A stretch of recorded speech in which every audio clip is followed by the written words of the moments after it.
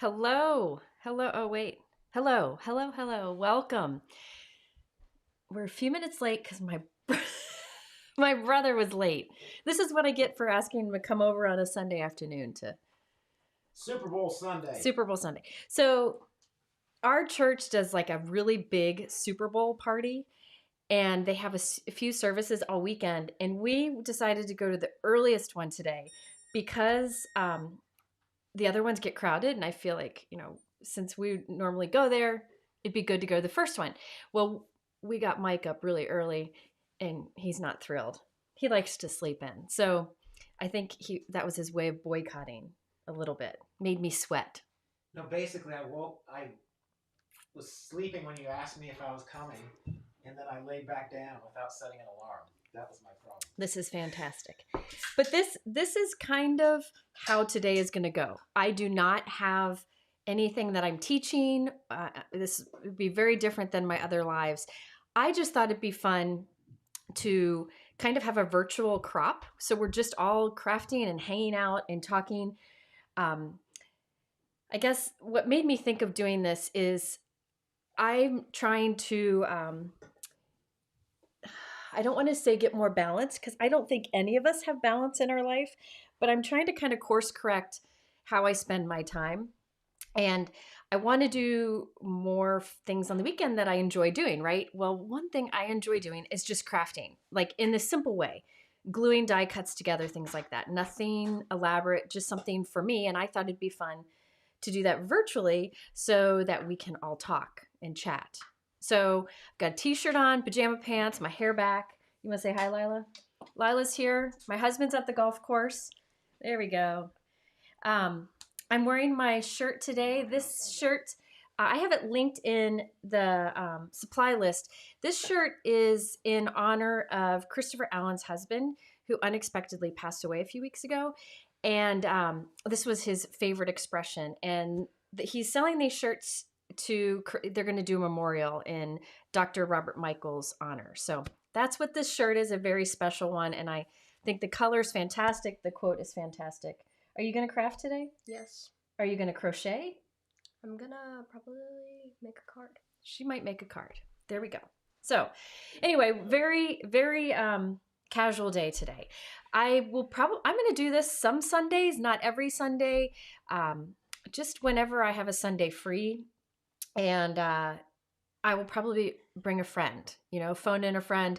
I asked Kathy Zilski, but she is a football fan, so she's footballing it up all day. And I asked Christina, but Christina is going on a 9-mile walk. What? Yeah. She is training for something. So anyway, I think she might be watching, though, because she said she needed some entertainment while she's on the treadmill, but I don't know how entertaining this will be. So again, this is simply just hanging out, not teaching anything. I did some die cutting ahead of time, not as much as I wanted to, but I did some die cutting ahead of time so I can try to make something as we talk. So I'm going to try to answer questions as much as I can. Mike's here, but he might go take another nap, right? Yeah. So we'll do our best. We'll see if this works. See if this is something fun that we want to do. So I'd love to hear in the comments what I've been eating all day. I should go for a 9-mile walk. Brian, you and I both. I went on like a 5-minute walk earlier with my husband, maybe 10. That's all.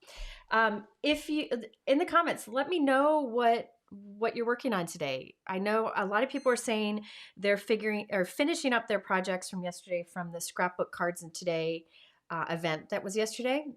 I saw some people say they're working on Valentine's. I saw somebody say they were cleaning, which I hope they're cleaning the craft room because any other cleaning is not very much fun.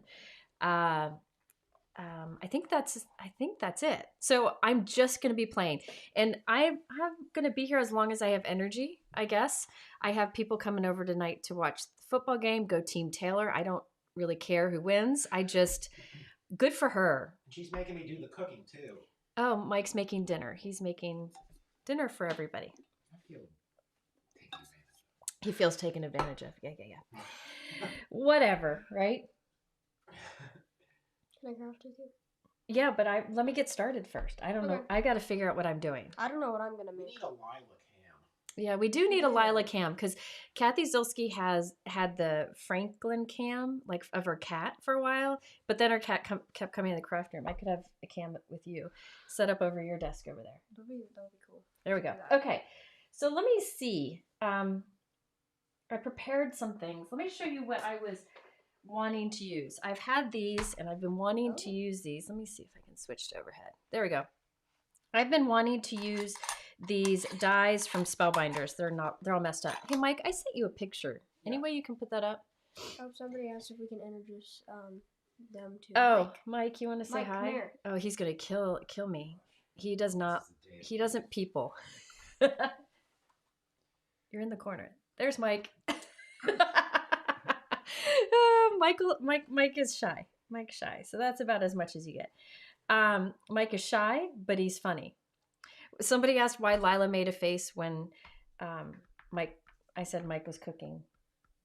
He can cook like 4 things and we rotate through them. Whenever like my husband's out of town or is doing something, Mike's up to bat. Okay, so these are the fresh picked collection from Spellbinders. I've always been a big Spellbinders fan. I think they're a great company. I think they do fantastic designs. And on their website, they have a lot of great samples that are really easy to follow. So I thought I would use some of these to just make some cards today. The reason I chose this is these die sets, what's cool about them is all the dies kind of form the front of an A2 card. You could actually even make it fit a 5x7 card. So this is all you really need, is this, some die cutting, and then you can add a sentiment. So I do have in my description below a link. And if you click that, all the supplies that I may or may not use are there. I also was thinking of trying a new product, a Spellbinders Better Press product that just came out. So I might do a card and then do that. I don't know. We'll see. I'm just kind of winging it. So I'm just going to I'll catch some questions. Mike usually puts the questions over to the side so that I can find them. Okay, I have the Simon Says Stamp ink brushes for dye ink as well as foam pads for oxides. But I got the Altenew brushes as well. Is there any kind of ink they work best with? Any brush will work with oxide or regular dye ink, but I keep my brushes for dye ink usually. I really like using the Tim Holtz ink blending tool with my oxides, but they also work great with brushes. But most of the time my brushes are for dye inks, any kind of dye ink from any company. I mix them all together. I don't have different ones for every company. I hoard inks, and if I had a brush for every color from every company, I wouldn't have room for it. So anyway, okay, so I'm going to get started simply because I did some die cutting off screen with this one here. This is one of the Spellbinders ones that covers like the front of a card. And let's see, I did this die cutting off screen. I'll tell you the colors I used. Tried to pick some fun color palettes. Oh, I like those. Aren't those fun? So, yes, this is that new color from Concord and Ninth called Wildberry. If you saw my live, I guess on Friday, a bunch of us from Concord Ninth and friends got together talking about the new colors, and this is one of them. So I thought I'd use that in some ways, and I'm also using it. Well, here, let me show you the stack. Hang on. Question. Yes. Somebody asked, I don't know, it's kind of random, but do you get any inspiration from Vicky asked if I get inspiration from puzzles I do, because I'm addicted to doing jigsaw puzzles. I haven't yet, but Lila and I did do a puzzle that was fantastic with great colors, and I want to use that color combo on a card, and I'll let you guys know when I do that. Okay, so this is the Wildberry, and then I also have their Briar Rose, which is an older color. I thought those look nice together. Then I have, I think this is Grasshopper and Lemongrass. Mm-hmm. Do you know? I don't know. And then this is the Peacock. So a lot of actually all of these are Concord and Ninth. I usually do a mix of cardstocks, but in this case, they're all Concord and Ninth. Your nails match Wildberry. Oh, look at that. People are saying that. They do match. Nice. Okay. So I think I'm going to use the peacock for the background. I just thought that having a bold background would be fun for this. So I did my some die cutting. Usually when I make cards like this, I don't know if you've ever seen what I do with gluing die cuts together on the go. I will die cut a bunch, like a ton of die cuts, and then then glue them together for dimension all at once, and then I end up and go like pulling them all in together in the card. Sometimes it takes a while for me to get to the card, but I enjoy the die cutting and the gluing of die cuts together. Yeah, this is peacock, I believe. I think that's right. It's not midnight. It's peacock. Let me look. Hang on. It's right here. Yep, peacock. It's peacock. It looks navy on the screen. I don't know why, but I promise it's not. Now these containers here, this is actually, I have it in my supply list. This is a condiment container. So it's meant for when you're entertaining. You put different things in the little containers like ketchup, whatever, olives, and then you put ice in the bottom. But I don't have people over often. So I put die cuts in it, and I like that I can take these out, put my tools in the bottom, and this is something that I can pick up and take with me or just have it sitting on the side of my desk. This one is actually usually empty and sitting on the side of my desk, and as I use things, dies and stamps, I'll throw them in here and then put them all away at the end. So the colors of cardstock again are wild berry, briar rose, peacock for the background, and then the two colors of green that I have here, they're like a yellowy green, are grasshopper and lemongrass. So anyway, I'm going to just start gluing some of these together. Oh, and then I use gold glitter for the centers of the flowers, gold glitter paper. This is the Altenew Gilded. This has a lot of beautiful colors of like gold and silver glitter cardstock, and I like that there's different kind of shades of the gold, so I chose one of those and I die cut the little centers from that.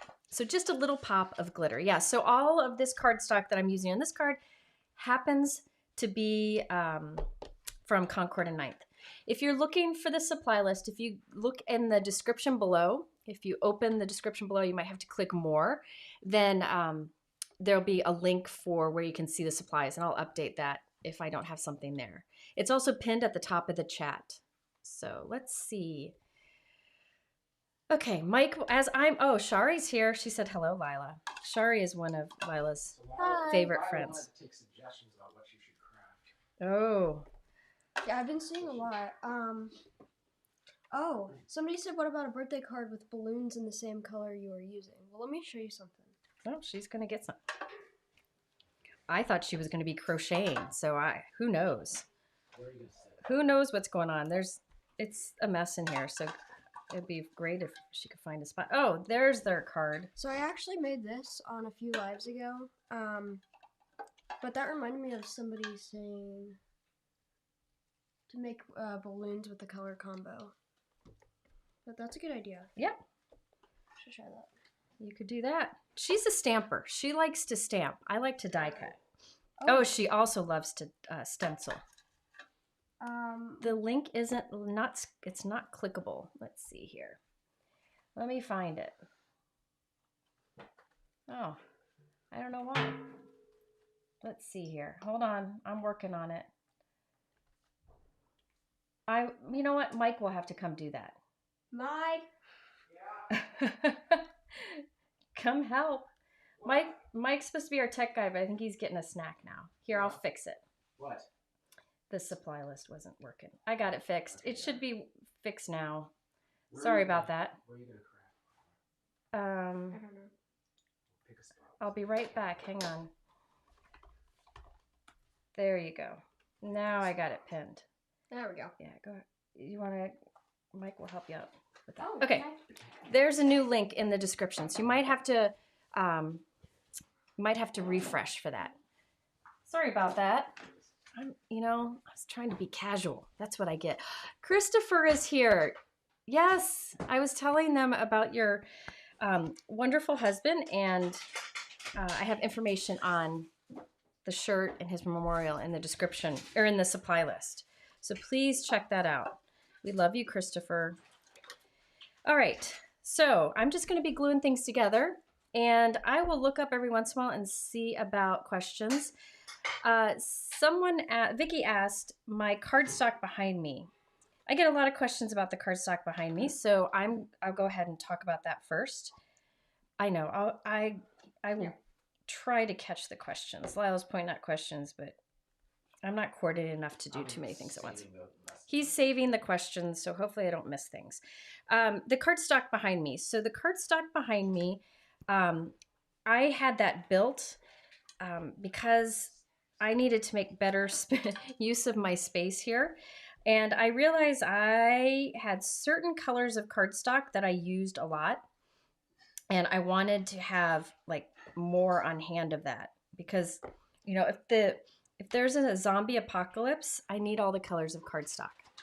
So I have a cabinet over on the side. Years ago, I did a video on my paper storage, my cardstock storage, and I still have the same system, and it's in a cabinet over kind of diagonal from me. However, I wanted to have larger quantities of some because in that storage over there, the quantities are, actually, I don't think I'm going to do that. I'm going to do something different. The quantities are just enough to fit into a sleeve, and I wanted more of some. So I decided to, here, I'll put it up so you can see. I decided to have this added behind me. This is, a lot of people ask where I bought those dividers. Those dividers, I had a contract. I hired a guy who's, you know, much smarter than me to measure it out and figure out, you know, how many you could put in and get the measurements right. And he custom built that in there. And it just has been very good for me because it opened up other room. So most of the cardstocks that you see there are from like my favorite ones, the ones I use the most. So a lot of Hero Arts, a lot of Concord and Ninth, Spellbinders, Gina K, ones that I reach for a lot, and I put them in rainbow order. So it is a mix of different companies. And let's see here. Let me grab one if I can get one. Like this one is Simon Says Stamp Heather. And I've got these dividers. Let's see if you can see that. And I put the name of the company on the divider, and that's how I keep them. And that way I can tuck like bigger scraps in there also. Let's see. Let me see if the shirt is on the bottom of that list that I created. Mike will add the link to the list in there for you. So anyways, that's what that is. I still use sleeves for my other cardstock, but that is like this. I have sleeves like this that I keep my other, like a lot of my other cardstocks over in storage. But then the ones I use the most, I put back here so I can grab them easy. I just got these from Concord and Nights. They're in sleeves, but soon they'll have a home there also. So I mean, I go through a lot of paper, a lot of cardstock. So I don't know that I would necessarily have both systems if that weren't the case. Like I mean, this is my job, so I've got a lot of cardstock that I go through. Okay. So somebody asked if I could do something with inks, so I might do some stenciling. Okay. But which company should I use for the colors? That's my question. Because I know what colors I want, but I don't know what company. Mike, what are you doing? Mike, stop. What are you doing? I'm sorry. It's the Sunday afternoon casualness here. Christina's on 7 miles. Christina, finish your 7 miles and then come join us. We'll still be here. Okay? Yes, the condiment container is from Amazon and it's in that supply list. Let me see. Oh, it's not. I'll go add it. I thought I added it. Let me add it. Okay, it's added. It's at the bottom of the supply list. What brand ink pads do you recommend for beginner new to card making? Okay, that's a hard question. While I do that, or while I answer that, I'm going to take, I actually have this darker green here and a slightly lighter green. And there's no layering dies in this set for the leaves. So I am going to make my own. Look at the top question.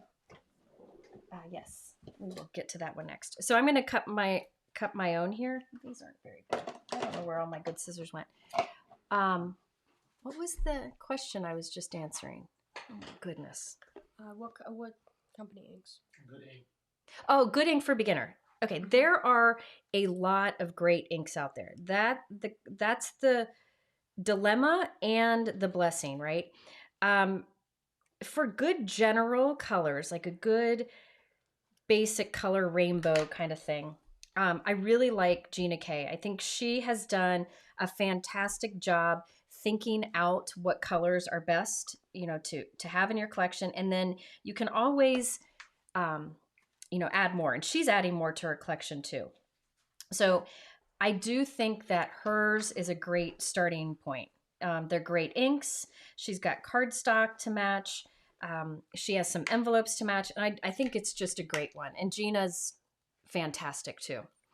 Now, if you want tons of color, oh gosh, Altenew Fresh Dye Inks, they're the round ink pads. I think those are great because they do light, medium, dark, and extra dark.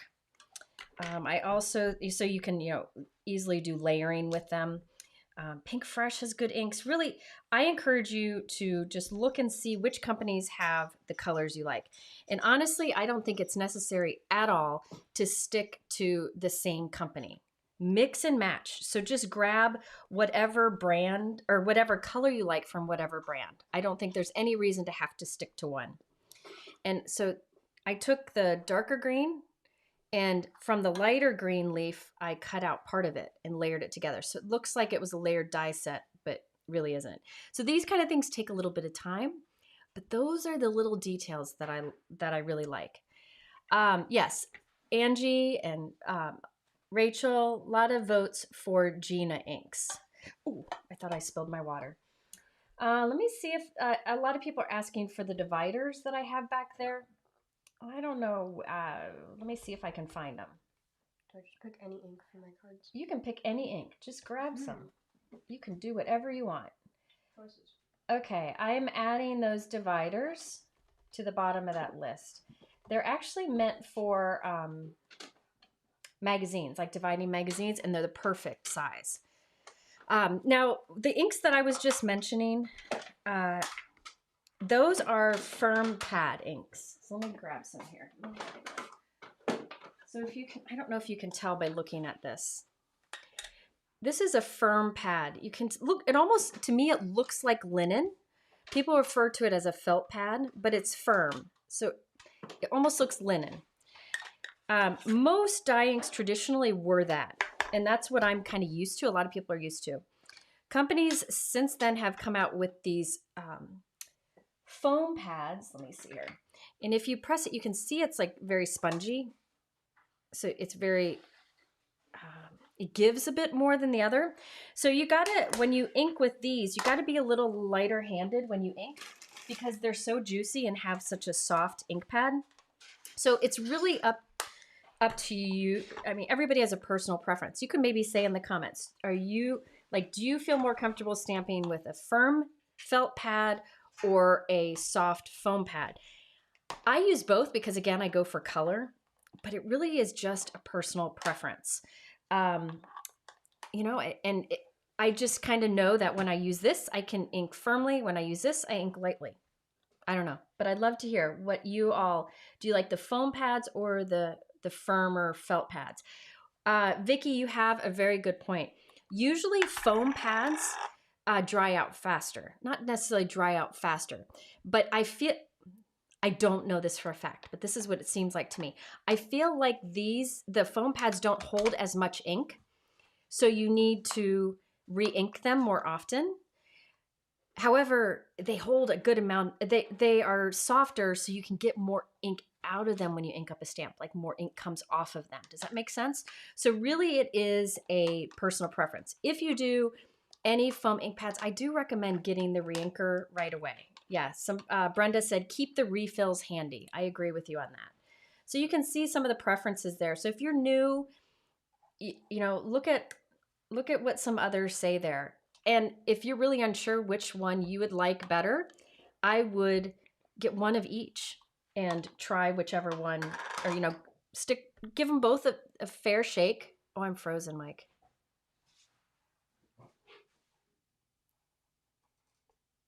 Oh dear.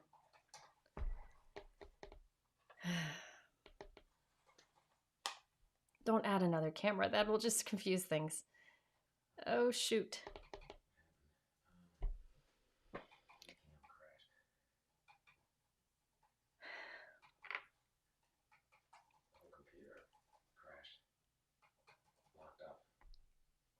What do I do? It's not on here. I know here. that's. Is it still going? Oh, it's still not back yet. Maybe. Are we back? Yeah, I think so. Are we back? Yeah. Okay. We're back. Okay, so what happened there? Sorry, all. I thought we froze because the computer that we stream from, it froze. So that's what happened there. Sorry about that. Crashed and rebooted. There we go. My bad. It crashed and rebooted. So you could see and hear me, but I was frozen. Sorry about that. See? It's a very, very casual day today. Okay. So Lila wants to show you what she's going to be using. Should we try these colors of ink? Give a vote here, all. These colors, or maybe I can try a different company, but I feel like these might be the best. So vote in the comments. See what. Ooh, those are good ones. See what we think. So you have eggplant fig and... No, I have grape soda. And Lilac. Oh, sorry about that, guys. Man, that got a little stressful. Okay, Everything was fine on YouTube. Good. People like the purples, so what's... She's going to do some purples. Well, you can grab some. Reach in there in the stencil section. So I'm just adding those dimensions on here. The bad part about my computer freezing is that I lost the questions that Mike had saved. So please, if you had a question that I missed, please ask them again. So far I've got these two. See how just adding that little bit of green there is really fun. And I don't know, Christina, how do you do this? How do you craft and talk at the same time? This is harder than I thought. What? Where are your stencils? They're over there. They're in that, behind the black apron. Oh. There we go. Okay. Oh, somebody was saying the Concord and Ninth balloon stencil. Hug in an envelope by Jane. I can do that. I see balloon stencils right here. Let's all cheer Christina on. She is doing her 7 mile. Well, no, she's done 7 miles. She's got 2 more to go. 9 miles. May Christina burn calories for us all. Because, yeah, I'm not doing that right now. All right. Actually, I'm sweating, though. Question from Deborah. First, somebody asked what scissors I'm using. These are from Altenew. There's a lot of great little scissors out there. I like Altenews. I like Tim Holtz. Tim Holtz are amazing.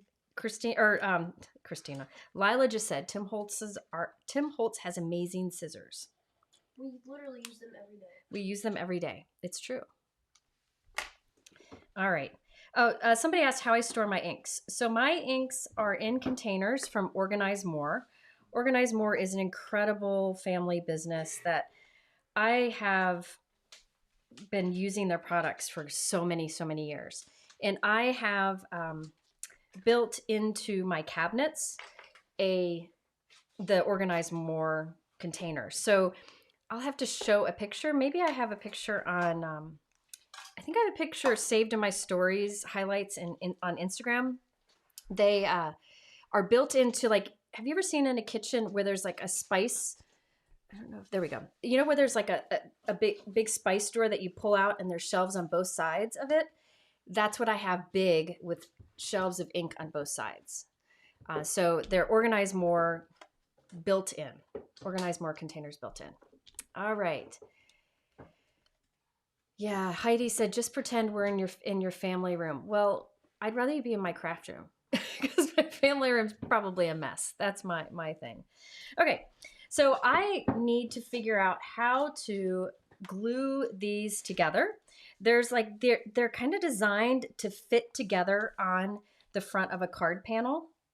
So what I do is I go to Spellbinder's website and I'm looking at their example and look at how those fit nicely together. Now you could rearrange it. You could do maybe just one flower, but I'm going for the whole shebang because that's really how they had it designed. Now I've got my flowers to put together. Oh, and by the way, what I'm doing today is I'm making a few cards, hopefully. And then if I like the design and the color palette, I will go and before the Super Bowl tonight, die cut a bunch of those pieces from those colors so that during the Super Bowl, I can just glue and assemble a bunch of cards exactly like my first one. I can also change up the colors if I want to, but sometimes it's fun to use the exact same color combo multiple times just to save the effort, right? Okay. Bethany asked, what do you recommend storing die-cut stickers about 2 inches inside from Anna Griffin? They come in a portfolio box, but I have limited space. I have no idea. One thing that I don't know. I don't have any stickers like that, but one thing that I do with my sentiments is you can get a binder and then get the sleeves that go in it. So it's an 8.5 by 11 binder, but there are 8.5 by 11 sleeves that have pockets for baseball cards. Try that. You can slide those in. Maybe somebody else in the comments has some ideas too. All right, so now I'm going to do the flowers. This again is the wild berry. And you can see I did multiples because I wasn't really sure what I was going to do. All right. We got any more questions? Yeah. Okay. Yeah. What is it? Can you use both oxide inks and dye inks on the same project? Yeah, you definitely can. However, I would recommend using your dye inks first and then your oxides. The reason I would recommend that, and maybe Tim would have a better answer than me because he's smarter. And he also created the inks, but he's also smarter, right? He is. I've got an old video of Colin saying Tim Holtz is better stamper. Anyway, I recommend doing dye inks first because oxide inks have a bit of like a pigment ink property to them. And if you put those down first and then come in with like a dye ink pad, direct paper, or with a brush, you might pick up some of that ink onto your brush and you don't want to do that. So I would recommend doing your dye ink first and then move on to your oxide inks. Go Christina, Lila just pointed out that you are 1 mile to go. Walking fast. What's the question? Christina asked, would you rather never use a Misty again or never use metal etched dyes again? You cannot have both. Christina, here's the thing. You know, I'm not sure I like this question. I don't like this question either. Here's the thing. Christina, I'm not going to answer that. You know why? Because you could have come on the live and asked me in person, but you rather walk 9 miles. So nice. I don't know. Oh my gosh, that's... Should I ban her from the broadcast? Should we? Mike wants to ban her from broadcast so that she can't ask such silly questions again. I don't know. What would you all do? I think I'd have to keep my dyes. I like my dyes. Now, that means I'm giving up stamping because I can't stamp without my Misty. So that means that I'd have to give up stamping. You gotta draw then. No, I will just do everything out of die cuts like I'm doing today. Because I just love it. I'd love to hear from you. Tell me, do you, Christina said boo. Would you rather give up dies or stamps?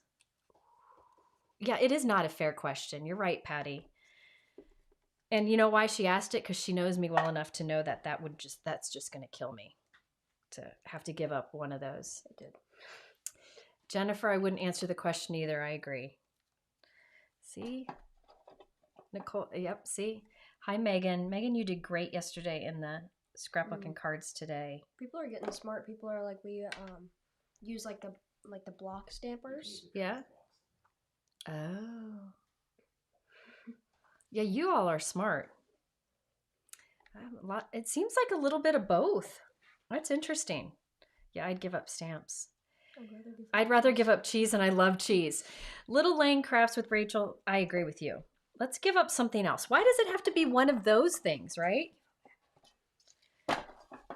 That's tough. So all I'm doing here is stacking die cuts together. I'm gluing 2 of each together simply because I like to. I don't think you need to at all with this, but I thought it'd be fun to do. I don't know. All right. Got another question. Hi, Dana. By the way, folks, do me a favor. Dana Joy is in the comments. Oh, Christina's calling. Hang on. Hello? Hi. Here, I'll put you on speaker. Hang on. There you go. Okay. I asked the question because you just have to be creative with it. I don't want to be So creative. You could still use your acrylic blocks. I mean, we all stamped before the Misty was there. Yes, but I'm not Right? good at stamping without acrylic blocks. Oh, yes, you are. No, I'm not. Go back to on her channel back to like 2010. She Oh, was my- lovely with her acrylic blocks. Who thinks Christina's delirious from all the exercise? That's what Mike said. I have 0.9 miles left, and then I'm done with my training block for today. 0.9 miles. Yeah. Can you all hear her? I don't know if, let me see. Can people hear her? You know Free what? range stamping. There's something to be said for, like, as someone in the comments just said, Lisa just said, free range stamping. Free range Yes. stamp. I know. Don't be afraid. I don't I want a mean- free range stamp. I know you though, and you're amazing with the Misty. You're the one that convinced me years ago Yes. that I needed to get one. Yes. But like, there's something to be said for like having like 7 acrylic blocks on your table, and they each have a different flower. Like, free range stamping, a bunch of flowers. It's so fun. She's much more brave than me, right? Right? I'm not going to convince you otherwise, right? No, you're not. But You're you know not. what? I also said metal etched dies. I didn't say you had to give up embossing folders. I never No. said you had to give up like those big, huge, big, thick dies. No. Just a I little. want my metal etched dies. You know that. You want all of them. Yeah, Betsy, I can't free range stamp anymore. It's hard. So Dawn wants to know what you would give up. What would I give up? I think I'd give up dies. I thought so too. You're more of a Hey. stamper. I have an electronic die cutting machine. I have a Cricut maker. I could do some things with that. That's I'm true. also pretty good with some scissors, as are you. So, I mean, I don't do as many like die cutting heavy projects like you do. Like that's your jam, and you're amazing at it. I do more like let's stamp something and then cut it out with a die. So, in that case, it wouldn't be as big of a sacrifice for me to give up die. That's true. That's where I go. But see, you could give up stamps because you can draw. You could draw your own things if True. you wanted to. Now, Joanne said To an we extent, yeah. need to come up with a better question for you. Would you give up watercolor or stamps? Oh, Stamps or watercolor? Yeah, see? Hmm. Now we're talking your Yeah, currency. I give up watercolor, no question. Really? There's so many great coloring mediums out there. That's What about true. Markers. And you're good at it. I mean, acrylic paints. There's all these stuff. What I'm getting at is the whole crafting art world is huge and massive, and there's a plethora of choices.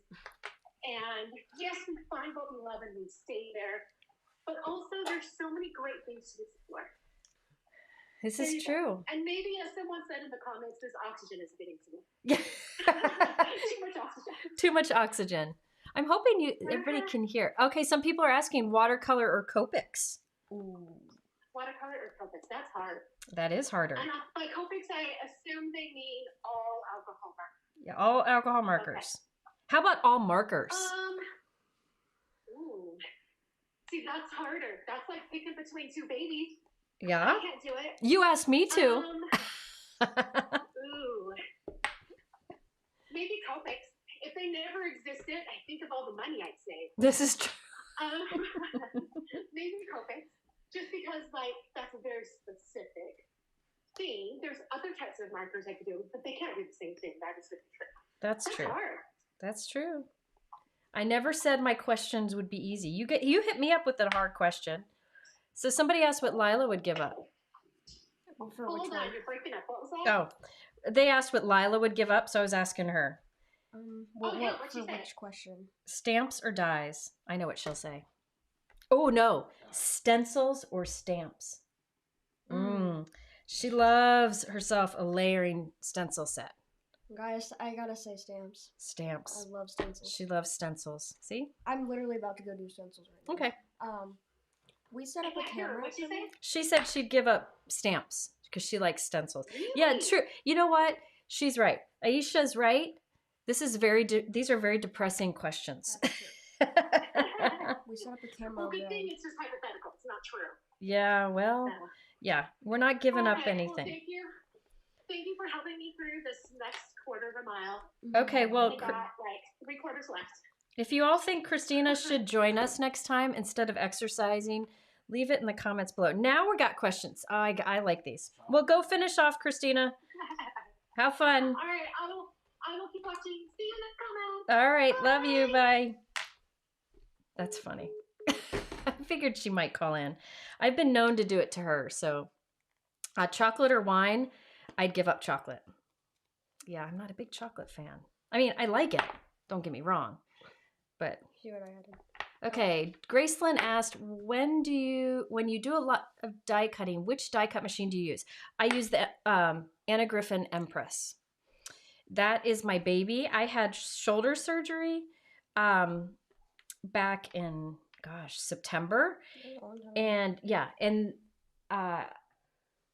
I try not to do much manual die cutting right now. However, for manual machines, I like the Spellbinders Platinum and the Gina K Intricate. And then for just lots of die cutting, I use my Empress. I have it built, a drawer built in right next to where I work that I can pull out and easily die cut. And then I have issues. This is not necessary. I have more than one machine, and I've got a couple machines upstairs so that when I want to die cut a lot, I can I know you like have this those. one. Yeah, the Empress is amazing. It's It's great. amazing. I use it too. Hi, Jana. My friend Jana is here. She just had knee replacement surgery this week. So if she leaves a goofy comment, it might be because of the pain meds. Did somebody say it's time for wine? I thought I saw somebody say that. Whoever that was, I want to give them a prize. I actually have some prizes I can give. So who was it who said that? It was probably Dana, because she's my wine buddy. We send each other all the funny wine things on Instagram. Yes, I use Gina's die cut machine, the Intricate. I haven't used it much in videos lately because it's out of stock, and people get kind of they want to know when it's back in stock, and I'm not really sure. I think it's coming back. It's coming back this spring, but I love using that for embossing folders and for embossing with dry embossing with the die, because it's very easy to figure out the sandwich necessary. But when I'm cranking through a lot of die cuts like this, a lot of dies like this, I will use the Empress. There's another reason I use the Empress. Hang on. This is the other reason I use the Empress. Look how big this cutting plate is. I mean, it's huge. You can put, let me see here. You can put a full 8.5 by 11 sheet on here and place all your dies on it and run it through. So you can get twice as much die cutting done at once on this big plate. But I usually use this size. So it's half the size, but you can use either. So this is another good reason I like it. And they sell this. Donna asked what size. Hi, Donna. I haven't chatted with you in a while. I have the full size Empress, the bigger one. The reason, here, let me show you.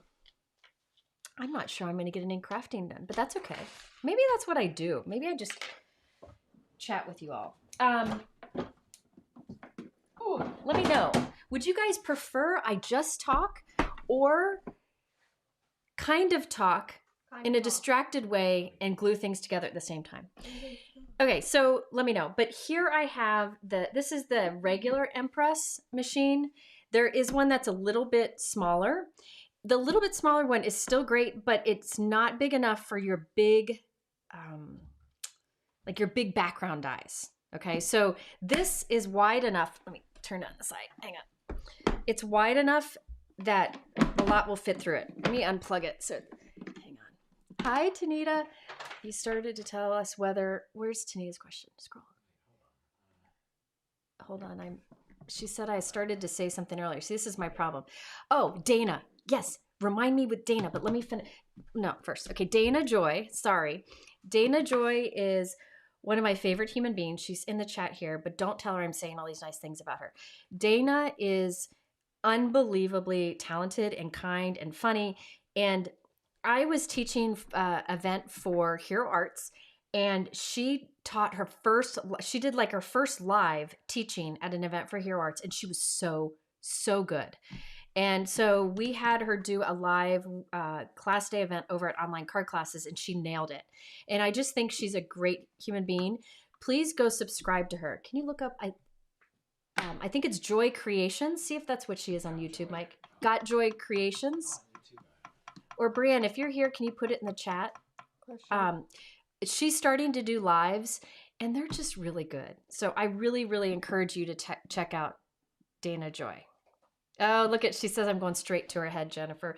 You just now need to bring me a glass of wine from Florida. Let me show you some other things about this machine. Listen, I'm not affiliated with the Empress, with Anna Griffin. I don't even think she knows that I love her machine so much. I just think it's really well done.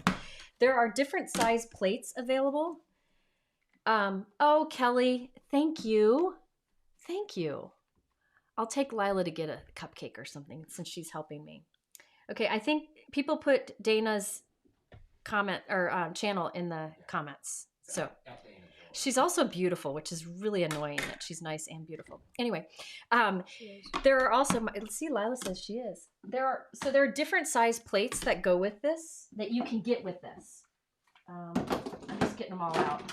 So there's these small plates, which are half the regular. And so the nice thing is you can put these plates through this way or this way. And there's lots of wiggle room here. Then there's these plates, which are the ones that come with it, and you can put them through this way or this way. Then there's these long ones that you can just put through the long way. So if I'm just doing a bunch of small, like maybe just a few die cuts at once, I just grab this because it's faster to put through. And then there's the big mama plates I showed you before. I just really like it. And oh, Anna knows I like her machine. Oh, okay, I met Anna years and years ago, but I don't really know her well. There's no warping on these. And you can see these are really loved. Okay. One thing, here, let me get through here, Lila, sorry. Oh my gosh, people keep... What? Oh, Carol, thank you. Oh, Lila's going to get a cupcake and, I don't know, something with it, right? One thing I wanted to mention, because I get a lot of questions about this machine. Oh, Mike said he doesn't get anything. I'll get him something. Take a nap, Mike. He'll take a nap. Okay. No. Let me show you here. Okay, so you can see my plates are very loved.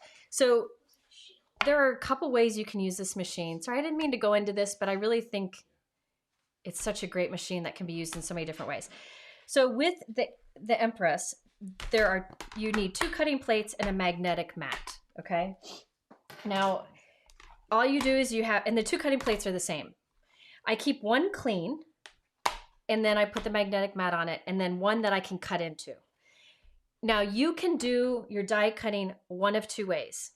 You can either, let me do this, put your paper down, and then put your die face down on it, and this will cut into the magnet. And see how it holds it there? Hi, Richard. I'm glad you're here. See how that holds it there, so you don't need tape, okay? And in this case, you're never cutting into your plates. So over time, all you need to do is replace the magnetic mat. It's a thick magnetic mat. It doesn't warp. Okay. Now, if it stays flat, but what it does do is, can you see how this kind of is bowed? It starts to kind of flatten. Let me put these together. See how the bottom one is a bit bigger? That's because I've used it so much, it kind of starts to smush. It doesn't warp, it just smushes.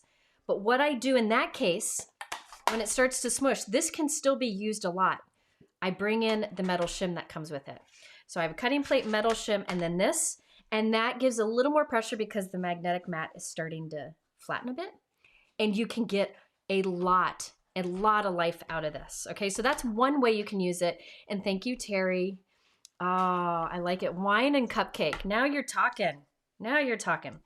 Okay, so that's one way you can do it. Cutting into the magnetic mat. And as you can see, I do that most of the time because then I don't need tape. This holds there.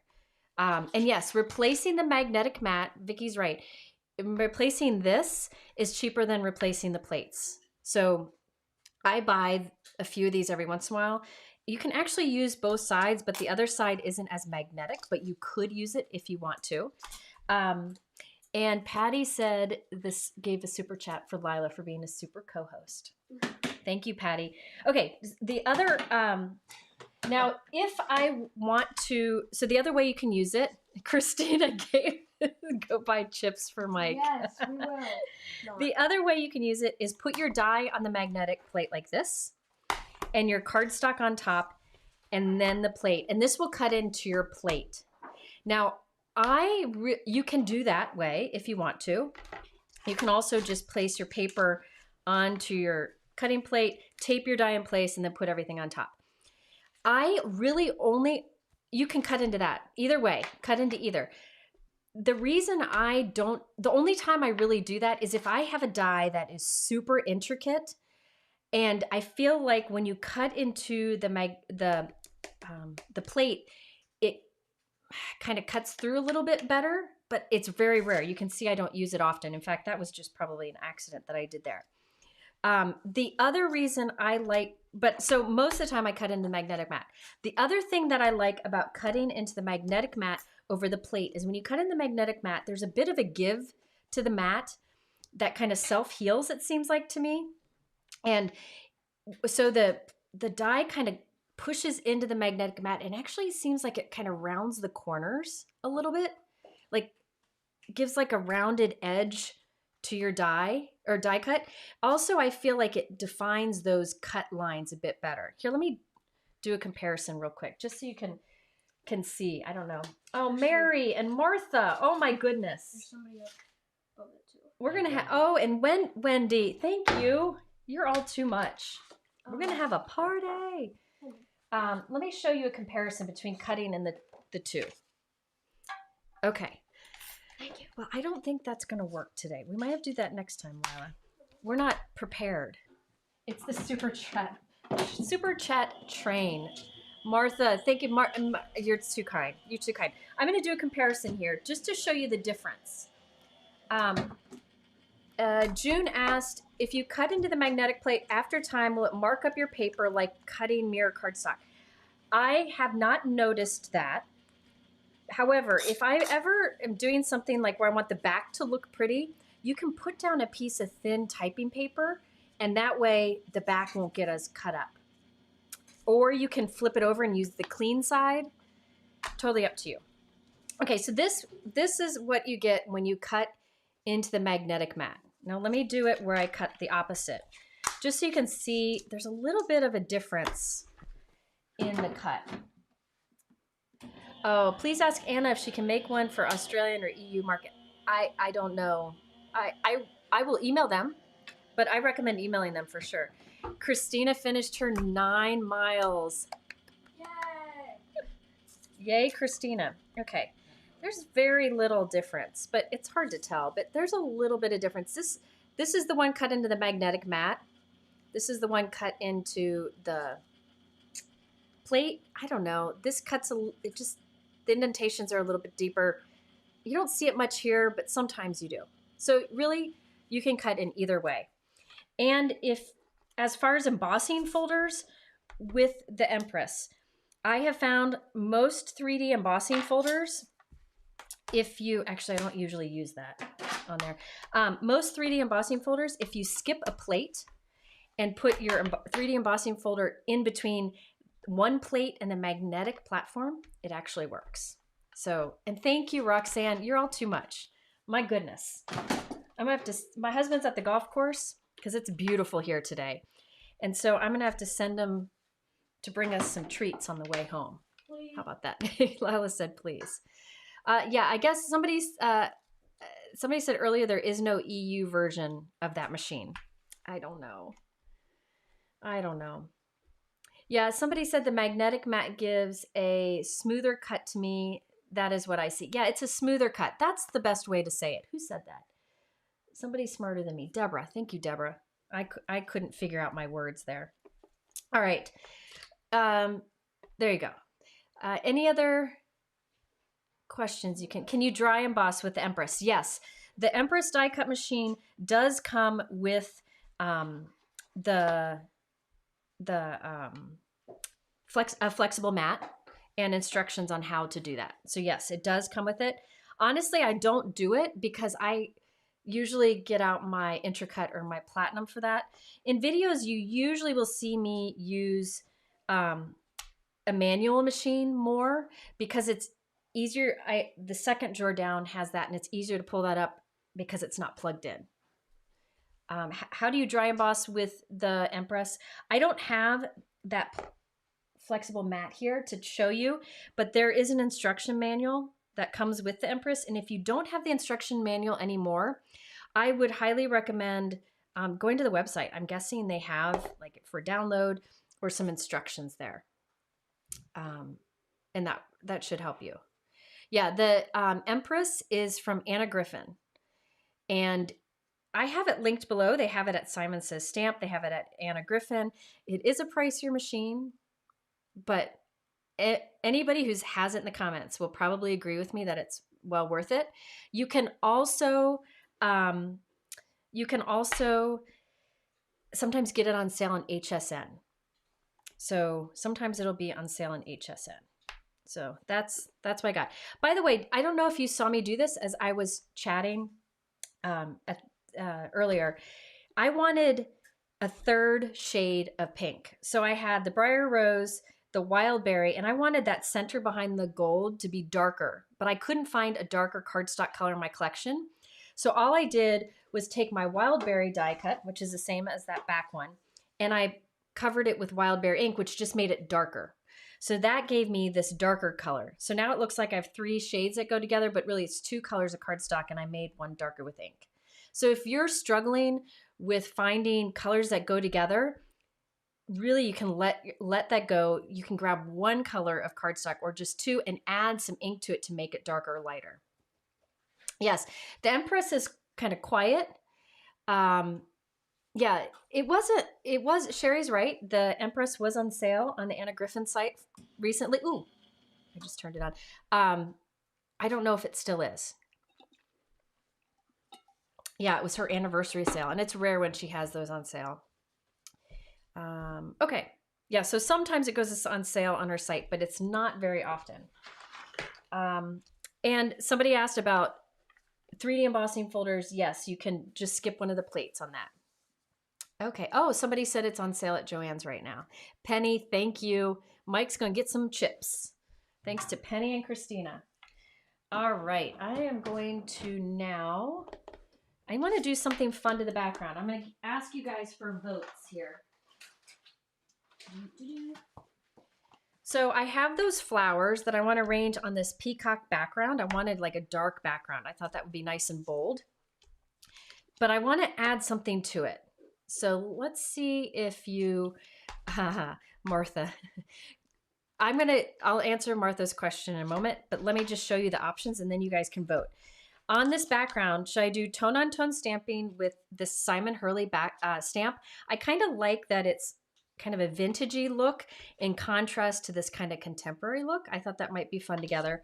Or use an embossing folder. Or use a press plate from Spellbinders and just do a tone-on-tone inking. All of it would be very subtle. So leave in the comments which of these, I don't know if you see the names. Let me know which of those you think I should use on the background. Somebody asked, how do you keep from buying all the inks? I am not the person to ask because I either am given or I buy the inks, and I usually do a little bit of both. You don't need them all. You really don't. My recommendation for you is to go for the colors that you like, start small, and then build up. So if maybe you're watching a video like here, watching this video, you see that wild berry color and you think, I don't have that kind of color in my collection, add that. Most people are saying stamp. A lot of people say press plate, but stamp, I think, is winning. Stamp is probably winning. Stamp. I also love Simon, so maybe I should use it. I'm going to do some press plate later after this card. So let's use Simon. Simon's a good, I want to say kid, but I think he's 21 now. So he's a young man now. So with ink, I'm really, people, I beg you to not buy all the inks out there. Watch videos and look at like what colors draw you in the most and go with that. That's my biggest recommendation. You will see me use a lot of ink colors in my videos. You will see me show new colors a lot because I feel like the more I show, then you can kind of pick and choose what might work for you. I get a lot of questions, have you seen these new colors? Have you used them? But I really, really think that the best thing to do is just watch. Most companies restock all their inks, so it's not like you got to hurry up and get them all at once anyways. So that would be my recommendation. I think I'm going to use this stamp for this, but I see some people voted for the press plate. After I finish this card, I'll do a press plate card, okay? Because they came out with something new I want to try, and hopefully I can figure it out live. Okay, so we have our Simon Hurley handwritten background stamp. I love this. I think this is great. So Simon, I don't know if you don't know Simon, he's like the greatest young man of all time. He started crafting really young. Maybe I should, I'll text him. Maybe I'll text him and tell him to pop in. He started crafting really young, and he has products with Ranger, and he has products with Spellbinders, and I love that he has both. I think that's great. So I'm happy to use this. I had to buy this one when I saw it. Yes, Patty said she is one of those full set syndrome crafters. I get that. I totally get that. Sometimes a full set is a good thing, like with Pink Fresh inks and Altenew inks. They have let me show you Pink Fresh real quick. Let's see. Hang on, I'm coming back. So Pink Fresh will do, and Altenew does this too, where there's a light, medium, dark, and extra dark that all work really well together. So it takes the guesswork out. In that case, I like to have the full set too. But really, a lot of times you can just get the light and then maybe like the first and the third, and you can either, apply this light and then a little bit heavier to get that color, or, apply this lighter, heavier to get that, you can kind of do light and heavy inking to get that in-between color. So really, I encourage you to not go overboard. I know it's hard. Now, cardstock, I go overboard. I am a big fan of cardstock. Okay, so this is a cling stamp. So I took my grip mat out of my Misty stamping tool. Now, what I like to do when I want to get this straight on here, I have a sticky mat from My Sweet Petunia in here. Brutus Monroe sticky mat is great too. And I'm going to lay this on here so it's straight. And I'll flip this over, press down, and now it's held there. So now I can stamp on here. This is Peacock. Let's see. Sorry, I gotta get inks off screen here. Peacock here. All right. Yes, I agree. I love when inks are available in different shades because it takes the guesswork out. However, keep in mind, you don't need to have them all. So if you're want to stay budget friendly, you could get one or two and then just go light and heavier.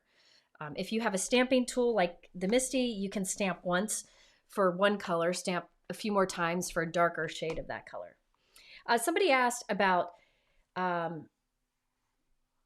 dye inks and pigment inks. So Dye inks, I'm going to stamp that again because I want it to be darker. I might actually even switch to darker color. Because remember, when you stamp with dye inks, they will kind of lighten a little bit as they dry. And I really want this to stand out. I'm having, since my shoulder, I can't push with my right hand, so it's a bit harder to do. No, I think I'll just stick with that. I want this to be subtle. You see that? Isn't that pretty? I love stamps like this that have just like a subtle bit of color that, or I'm sorry, stamps like that have a subtle bit of interest. It's almost like it adds texture, not something too distracting from all of your die cutting or stamping you put on top. Okay. Somebody asked, okay, sorry, I'm all over the place, but I will get better at this. You just got to give me time. Dye inks and pigment inks. So dye inks are, think of it as dye. You're dyeing the paper. So when you, this is like an easy way to explain it, not like super professional. Dye inks, when you stamp it, it dyes the paper. It kind of soaks into the paper. So it dries pretty quickly because it soaks in the paper, but it does kind of smooth and dry even more over time. Pigment ink, which I don't feel like there's as many of them on the market now. Pigment inks are more of, think of it as a pigment that sits on top of the paper more, and it takes longer to dry then, so you can heat emboss with it. Then there are hybrid inks, which are kind of in between, and distress oxide, which is kind of has properties of both. But generally, most of the inks that you see out on the market, oh, I was supposed to do 2 of those. Dang nabbit. Most of the inks that you see on the market are dye inks. But really, it's up to you. You know, what kinds of inks you use. I used to use, I forget what the company was. Somebody will know in the comments. Colorbox, maybe? I used to use pigment inks exclusively. And it's really just what you're used to, what you like. But most companies I feel have, seem to mostly have dye inks. All right. Somebody asked me to show my ink organizing drawers. I can't do it on here because my camera's mounted. It gets hooked up, so I can't move it. But you know what I can do? I'm gonna get creative here. Hang on.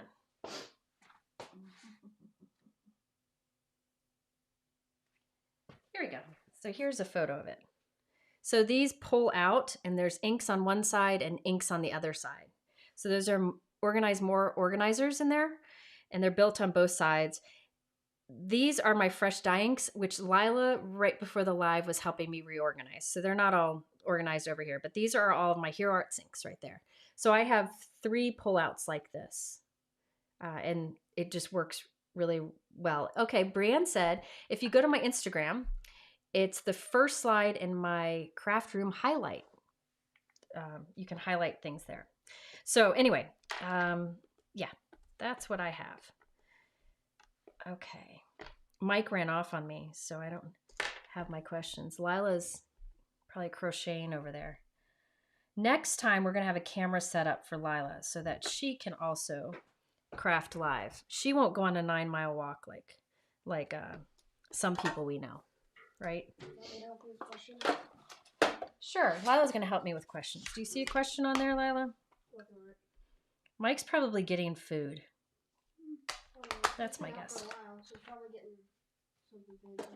Yeah. Colorbox, that's who it was. I see, what's the difference between fresh dye inks and crisp dye inks? Those are inks from Altenew. Altenew had crisp dye inks, which were their oval ink pads, for many years. Again, that's one of those that I really like because there's the light, medium, dark, extra dark in a collection. Well, they came out with a new ink pad that's round. That's what this one is. And the lid tight, like snaps on, or how do you say that? Screws on so that it doesn't fall off. So how many times have you dropped an ink pad and it goes face down? This will stay on. And these stack really nicely. Now the ink here is a little bit, it's similar to the crisp dye ink that they had at first in the oval ink pads, but now it's a little bit different, tiny bit different, a little more viscous, so it's a little thicker, I would say, and I love it. I find that the crisp dye inks needed re-inking eventually over time. They didn't have as much of an ink in it, but definitely these seem to hold more ink and to put more ink on your stamp, if that makes any sense. I love them. They're eventually going to replace their crisp dye inks with this. Okay. Hello, Raz said, what are your favorite white and black ink pads, please? Okay. I'll put them out while I go here and I will talk. Okay, so here are my favorites. White pigment ink. Now, there's a lot of great white pigment inks on the market. A lot of them. They're all great. This is Gina K. There's Hero Arts Unicorn. Ink on 3 has a great one. There are a few different ones out there, but they're all pretty much the same, I would say. The key with white pigment ink, though, is you need the reinker. You're going to need to reink it quite often, so you might as well either buy a set that has, sometimes you can buy the ink pad with the reinker with it, or, oh, dang it, party foul. And that was live. Oh, that's awesome. Oh, folks, dang it. Oh, look at that, Lila. Oh, water everywhere. Lila said it didn't work out everywhere. Maybe there you we go. Put your water bottle next My to the water was right. It's got a lid and a straw. Well, you don't close the lid. There's a question on there. My goodness. I don't even remember what I was talking about. Yeah, Dang it. See, you all think that because we do these edited videos that we don't make mistakes, that we don't drop things, that we don't struggle. Here's proof. Best inks for blending. Oh gosh. You know, I think you can blend with any ink, personally. I think the easiest to blend for sure would be Distress Oxide inks. Holy moly, that threw me off. Distress Oxide inks, I think those are probably the easiest to blend, but I blend with anything. So really, you can just go with that. Okay, let me go back to this. Hey, go ask Mike to get me a glass of wine. Okay. I know, I'll get it. But first I need to, Tanita, Lila is 11. She's almost 12. She turns 12 in May. White ink. So really any white pigment ink from a stamp company that you know and love, like Simon Says Stamp, Hero Arts, Concord and Ninth, Gina K. Yes, you missed that. Those are good white pigment inks to get. I do not recommend getting them from a big box store because sometimes those ink pads have been sitting in a hot warehouse or something. I recommend getting directly from, like Simon Says Stamp, Gina K, whatever. And then you got a good ink pad. And I always recommend getting the reinker too. Like I have my reinker right in here. As for black, so now I got to redo that. Mike, you missed the biggest party foul. It was fantastic. Okay. As for it's funny because they're wet, they now are darker color. As for black inks, these are the two black inks that I use.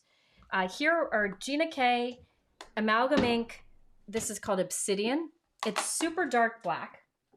It is friendly with anything you use, I believe. So you can use this with alcohol markers. You can use it with watercolor. You can use it for just outline stamping because it's dark black. It's crisp. You could use it for ink blending. What I do is I stamp with it and heat set it real quick just to make sure that it's completely dry and absorbed, and then you're good to go. Now, Altenew Obsidian pigment ink, they happen to have the same Obsidian name. It's funny because they came out with them at the same time, so neither one was first. But it's easy to remember. The Obsidian from Gina K and the Obsidian from Altenew are great.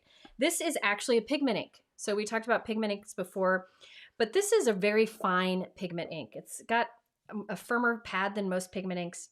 You can tell mine's very loved. This is super dark black, stamped super crisp, okay? And if you want to, You can clear, heat, emboss with it.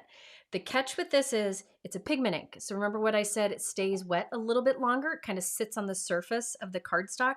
So you want to heat set this or just give it time to dry and be careful. This is a very smudgy ink, but it's what I use most of the time with sentiments. You see me use a lot in videos, but this I do too.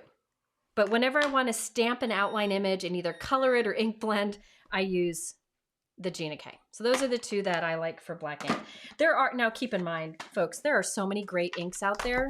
Don't think that those are the only good ones. There are quite a few good ones out there. Those are just the ones that I've kind of narrowed it down to. All right, there was another question. Mike will give me a question. Mike's back. It was for me. Oh, it was your age, wasn't it? No, it was question for Lila. Do you like to make fun fold cards or regular flat style cards? Oh. I think you've only made flat. Yeah. But I've definitely seen... I might have helped you on the fold cards. So Sue asked, hi Sue. Sue asked if Lila likes to make fun fold or regular cards. She hasn't done many fun fold. She, I don't know. She's more of like getting inky kind of person than the interactive stuff. I answered that one already. This one? Yep, I answered that while you were off taking your third nap of the day. I wasn't mad. Somebody asked what I want to do when I grow up. Oh, what do you want to do when you grow up, Lila? I don't have the answer for that. She doesn't know. If I had to take a guess based on her heart, she will probably be, my guess is she'll probably be a teacher. No. No, I okay. don't wanna... her second oldest sister is a kindergarten teacher and just loves it. So that's what I thought. No? I would probably want to be Card maker. like a small business owner. Maybe Small like business owner, yeah. crochet. Oh, doing crochet stuff. Yeah, you could do that. She's very good at crocheting. She's making a snake right now. But I really wish she'd make me a goat. I found a pattern. You just have to buy I it. keep asking her, oh my Ah! gosh, people. He's Somebody dumping needs water to everywhere. take Jennifer away. Okay. No, well, it's the water from before. Okay. So I don't know what she'll be. It's a good question. Own a yarn shop. That's a good idea. Lila does have lots of time. My son is trying to decide what college to go to right now. So we're right now focused on what he's going to do. But he wants to be an engineer. So just like 99% of the people in my family. Mike was an engineer. I was an engineer. My husband was an engineer. My father. Not me. Can't. Yeah. Well, you may. Here's this one. All right. Vivian said, is obsidian ink permanent like stays on? No. Like it's not like stays on. It's like stays on is its own unique thing. There's archival ink from Ranger that's kind of like that. And that's something you can stamp like on slick surfaces like acetate and stuff. But that's different. I like your profile picture. It's a little doggy. See a doggy? Oh, Vivian's. Oh, it's a little doggy. Yes. Somebody said, can I be an employee of Lila's? Yeah, well, she'd be a good boss. Ask Mike. I'm a good boss. Mike has Except no I response. made him wake up early today. Well, that was for church. This live thinking and talking, I got to get more practice. Maybe these Sunday afternoons will give me practice. What do you think? I'm hoping. Because right now, I'm a little bit of a mess. So somebody asked before about blending brushes. I have just like this one is for dark pinks. And it's met many different brand of dye inks. I just keep one. And the more you use them, see these bristles were white, but now they're pink. So the more you use them, the better. I've never washed a blending brush in my life. Who wants to clean? Okay. All right. Next question. Oh, moving to North Carolina. That's whenever I retire. Ken retired, but I have not retired. So someday, I think that might be where we end up. I don't know. Who knows? North Carolina. I like it there. And Shari's there. I don't know if Shari's still here. Okay. Next question. Any more? Oh yeah. Oh, yeah. Oh, yeah. What is it? What cardstock is best for ink blending? Oh, that's the question of all questions. So there are many cardstocks good for ink blending. In fact, I think this is a great question. I'm lazy. I hope you can hear me when the die cut machine is going. I use Neenah Classic Crest Solar White cardstock for almost everything. 110 pound. I like that it's heavyweight. It makes for the best card bases. It makes for great die cutting. That's what I use for 99% of my cardstock. Sometimes if I have a really heavy card, maybe not 99, maybe like 85. I don't know. If I have like a card where I'm gluing lots of things, I just did the wrong thing again. If I have a card where I'm gluing lots of things to it, like a lot on the front, I will use my Brutus Monroe Not Your Mama's cardstock. That's even heavier weight, and it's like the best of the best cardstock. So I keep that on hand if I want like a heavyweight cardstock note card. I'm putting a lot on the front of. Like I'll probably use it on this one because I got a lot of die cutting on. Now for ink blending, you can use your Neenah Classic Crest Solar White for that because it does great. I know Gina K has some great smooth cardstocks. If you are looking for one that is good for bulk, where you can buy a lot, the super smooth, affordable-ish, like bulk cardstock that you can get that's great for ink blending is Hammermill. Hammermill Cover Weight. Mike, can you add that? It should be in my link deli. You can add it to the supply list because you want to make sure you get the right one. Hammermill Cover Weight.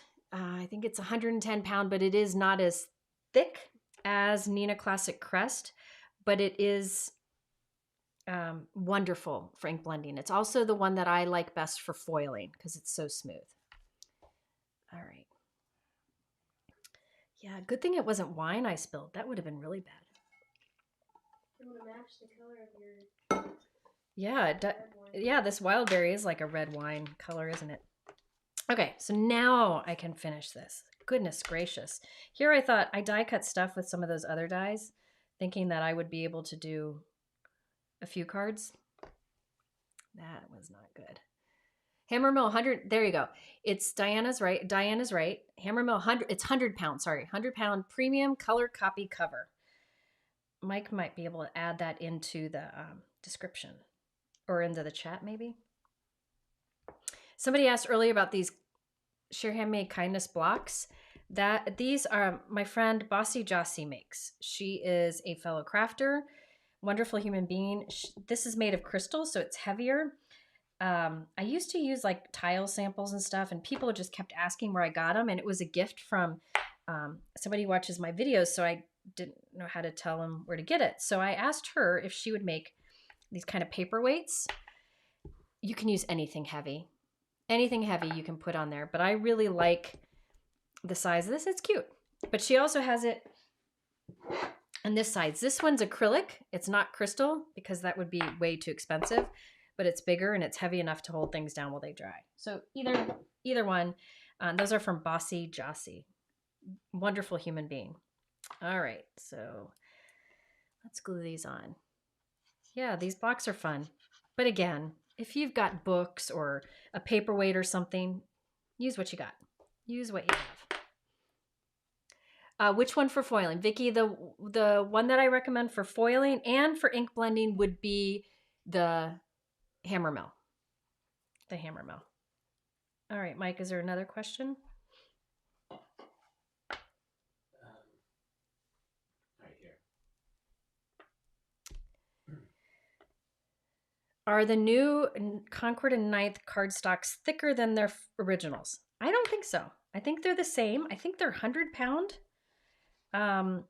They are thinner than like the Neenah Classic Crest that I use for card bases. So if I were to use like a Concord and Ninth cardstock, which is a bit thinner for a card base, I would actually, let me show you what I would do. Hang on. So this is not Concord and Ninth, but here's a card base. If this were a thinner cardstock like the Concord and Ninth, which is a little lighter weight, to make it stronger, I would take another piece of cardstock and cut it a little bit down and put it in the inside. And that gives you a nice, pretty place to write your message, but it also gives some stability to the card, makes it a little bit stronger. Sue asked if I would ever do in-person classes again. I used to travel a lot, teaching classes all over, and I stopped. I now do virtual. I try to only travel for fun and not work because it takes time away from the family. But I did teach at Simon Says Create last year, and maybe I'll teach there again. Who knows? So that's an amazing event. I mean, it's crazy how much is there. All right. Next question, Mike. Look at this. Isn't this fun? I'm just following the example on their website, and look at how that just fills up a card. I love it. I might put something else here later. I don't know. Okay, because I like the idea of 5 instead of 4.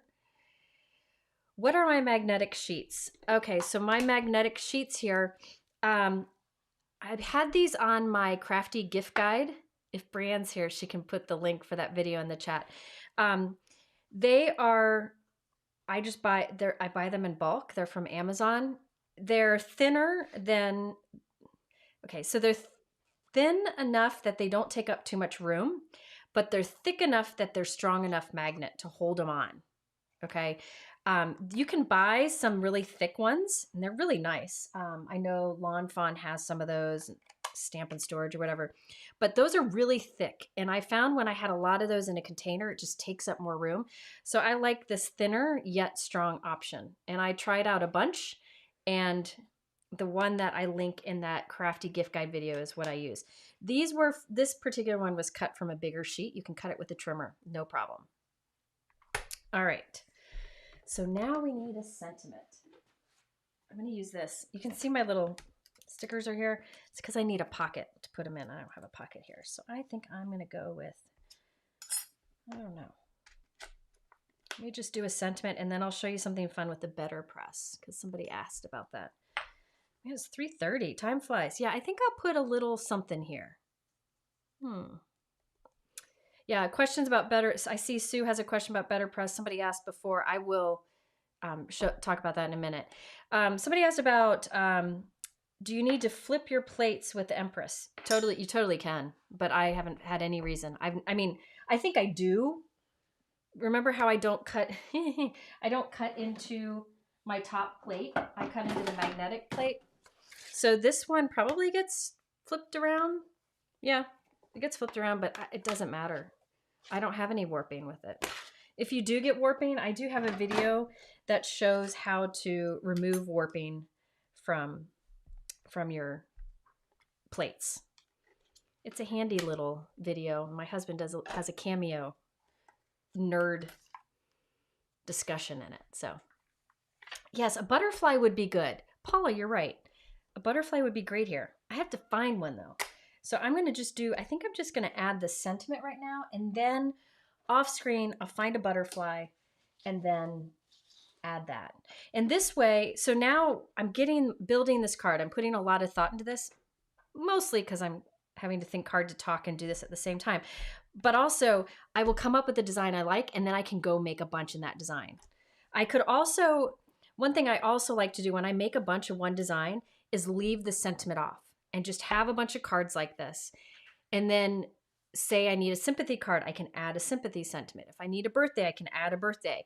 You know, can easily change it up. But I think for here, I want the hello.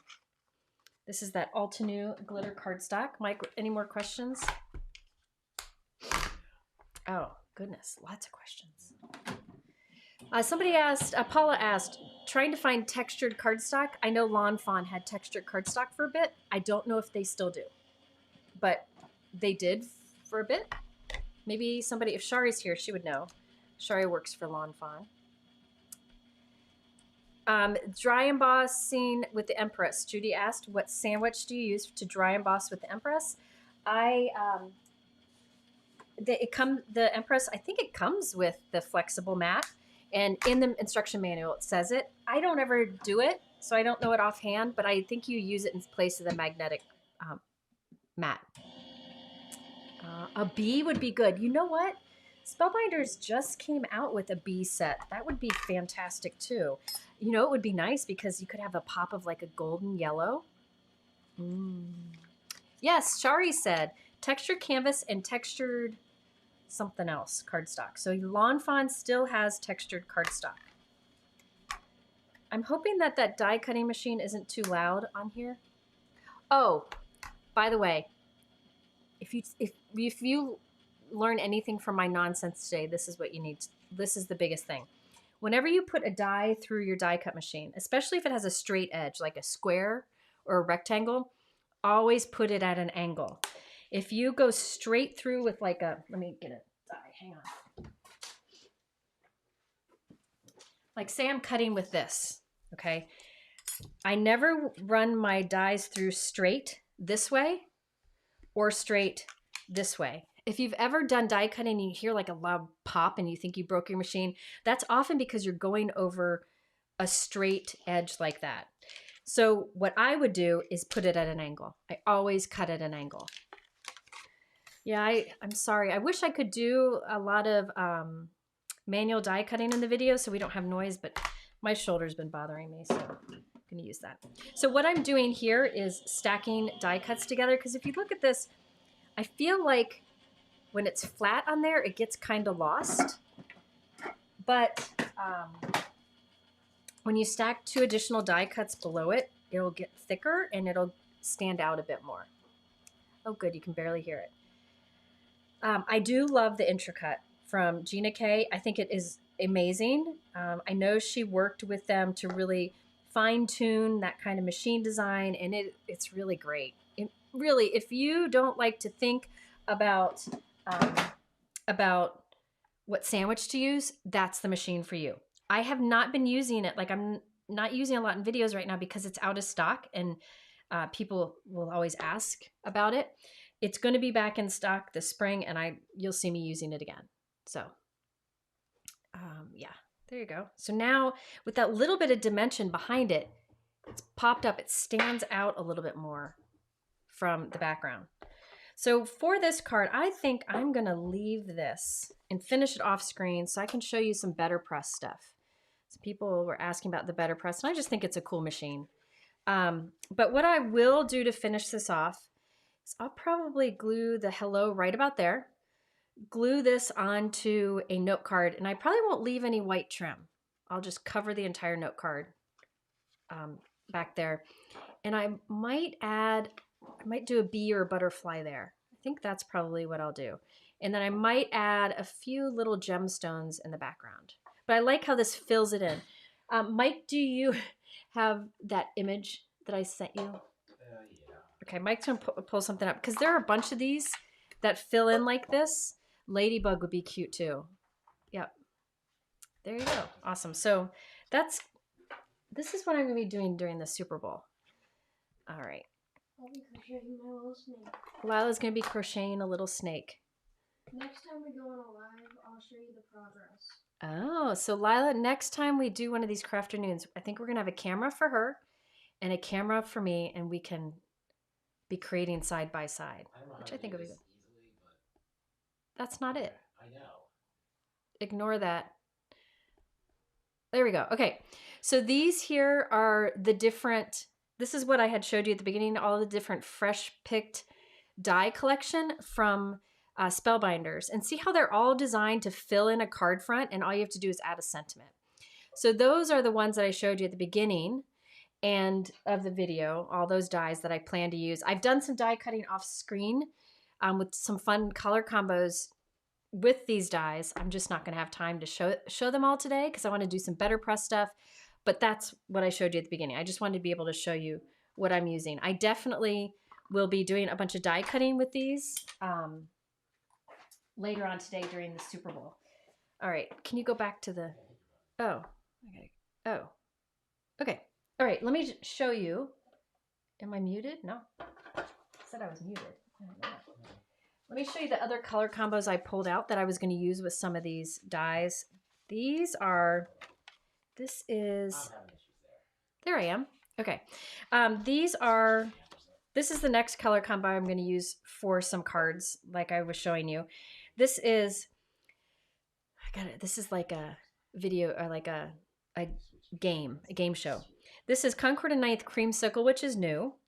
This is Grapefruit and Sorbet from Concord and Ninth. These are all Concord and Ninth again. And this is Eucalyptus and Juniper, all Concord and Ninth. So I thought that was a great color combo and would be great for different florals. So again, the Creamsicle, Grapefruit, Sorbet, Eucalyptus, and Juniper, all from Concord. And I'll probably do this with the die set called Fresh Picked Buttercups. This is another one that fills up the whole screen. Isn't that Creamsicle good? The neat thing about Creamsicle is it's like a peach kind of yellow. And so it's a nice thing to add in your florals as opposed to like a bright yellow. So that's one combo. The other combo, and I actually started die cutting these. So here we have, look at these. This is so cool. Oh, Tammy's got a good question, but let me show you this. These are new from Spellbinders, and I'm trying them out. You know me, I love my trays for all my die cuts. So far, I think it's really cool. It's a little tray with a lid that pops in, and you can stack them. Let me show you. So you can stack some together. So they sent me these to try, and I've already bought more because I think that they'll be great because you have a lid on it, and you can stack them. They also, so this is like the regular size. They also have bigger size. And then they have a mix where you get one big and two small in it. I have those linked below. But if you're like me and like to prep things, I think these are gonna be really handy because I've used different types of trays. The nice thing about this one is that that's on there for good. Yes to lids, I agree. Yes, Shari likes these too. Okay, so in here, I did another color combo. This one I did the cutting with the fresh picked berries. So you're kind of seeing how I go about figuring out what I'm going to make a bunch of. But this is the fresh picked berries. I did my die cutting. I'm going to do a bunch more of these, and that I can take these all to my to watch the Super Bowl or be in front of the screen while it's playing. Not sure I'm going to watch it. And I have my Gina K Connect in the fine tip bottle, like always with me. Aren't these great? So the colors, I just wanted to mention the colors that I had on here. I know this is Concord and Ninth Parsley. I don't know what this darker green is. I have no idea. I got it out of my scrap drawer. I had a full sheet of it, pretty much full sheet in my scrap drawer, but it's just slightly darker. And then I have here, okay, Simon Says Stamp. One is Lake. Hang on. Let me see what the other one is because I know people love to see color combos. Okay, Lake and Sea. So this is Lake and this is Sea, and look at how nice they go together. And I thought this would be neat for little like blueberries. And then I was doing a silver glitter for the little bit, like the top of the berry. This is a darker blue that, again, I don't know what that is. It might be Lawn Fawn Blue Jay, which is one of my favorite like kind of bright navies. And these I'll probably put on like a dark gray cardstock. Oh, Vicky said this looks like Tailored Expression cilantro. That could be it. That could be it. Yes, these trays are from Spellbinders. They're brand new. So they had sent me these to try. And so far I'm liking them because look at they don't, like if you drop it, which we know I do, it won't fall off and they stack beautifully. So you want to know comparison. Let me show you size comparison. Somebody asked about, so this is a note card. Look at that. It's perfect size for a note card. Look at that. You could even put an envelope in there. So if you're a mass producer like me, these are going to be great. So I do have these linked below or linked in my supply list. Mike, can you put that supply list up again? So those are the things I have planned so far. All right, now next, I'm going to show you. This is my tray. See, I was ambitious. one thing I'm learning about lives is that I'm overly ambitious. These are the different things that I thought I might use today. I wasn't sure what I was going to use. This is something that I was considering, and I might do on here, is doing one of these sentiments, like "Hello, darling," or "Just because" would fit nicely in that little nook right there.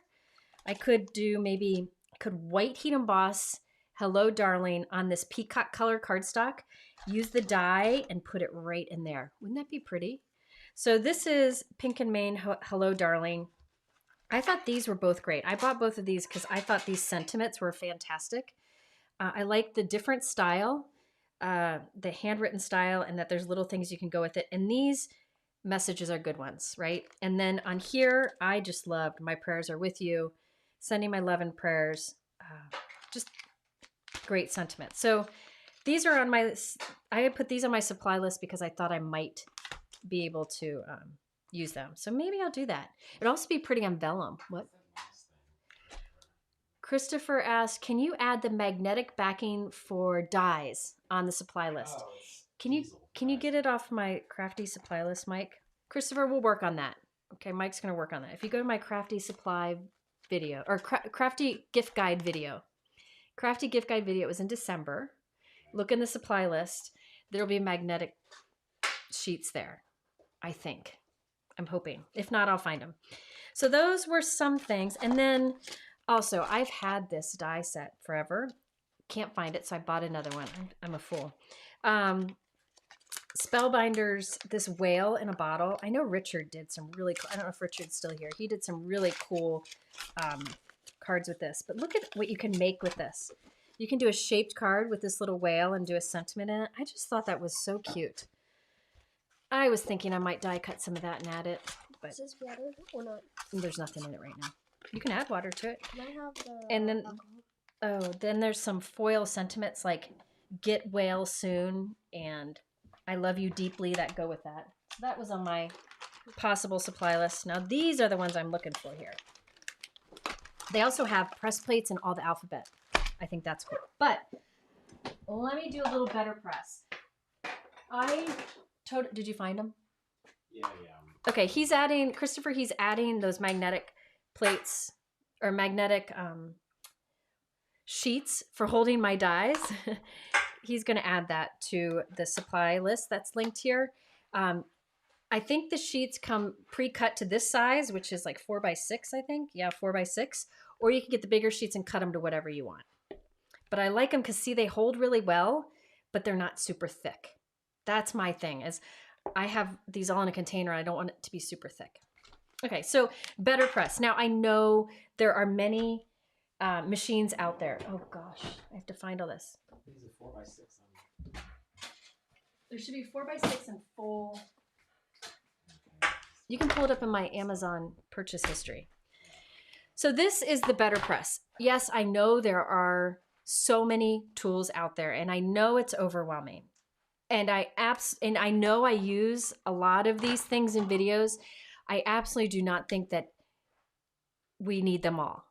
I try to show a variety of things that are available so you can kind of pick and choose what might be good for you. But the better press is a newer tool, and I get a lot of questions about it. So that's one, I'm getting questions today, so it's good to show it now. But I also thought this was really cool what Spellbinders just came out with that works with this. And I wanted to try it out today. I haven't tried it yet. But please know, like in videos, I'm just demonstrating as many tools as I can because you want to know how things work or if it's something that appeals to you before you buy it, right? So I'm trying to show that.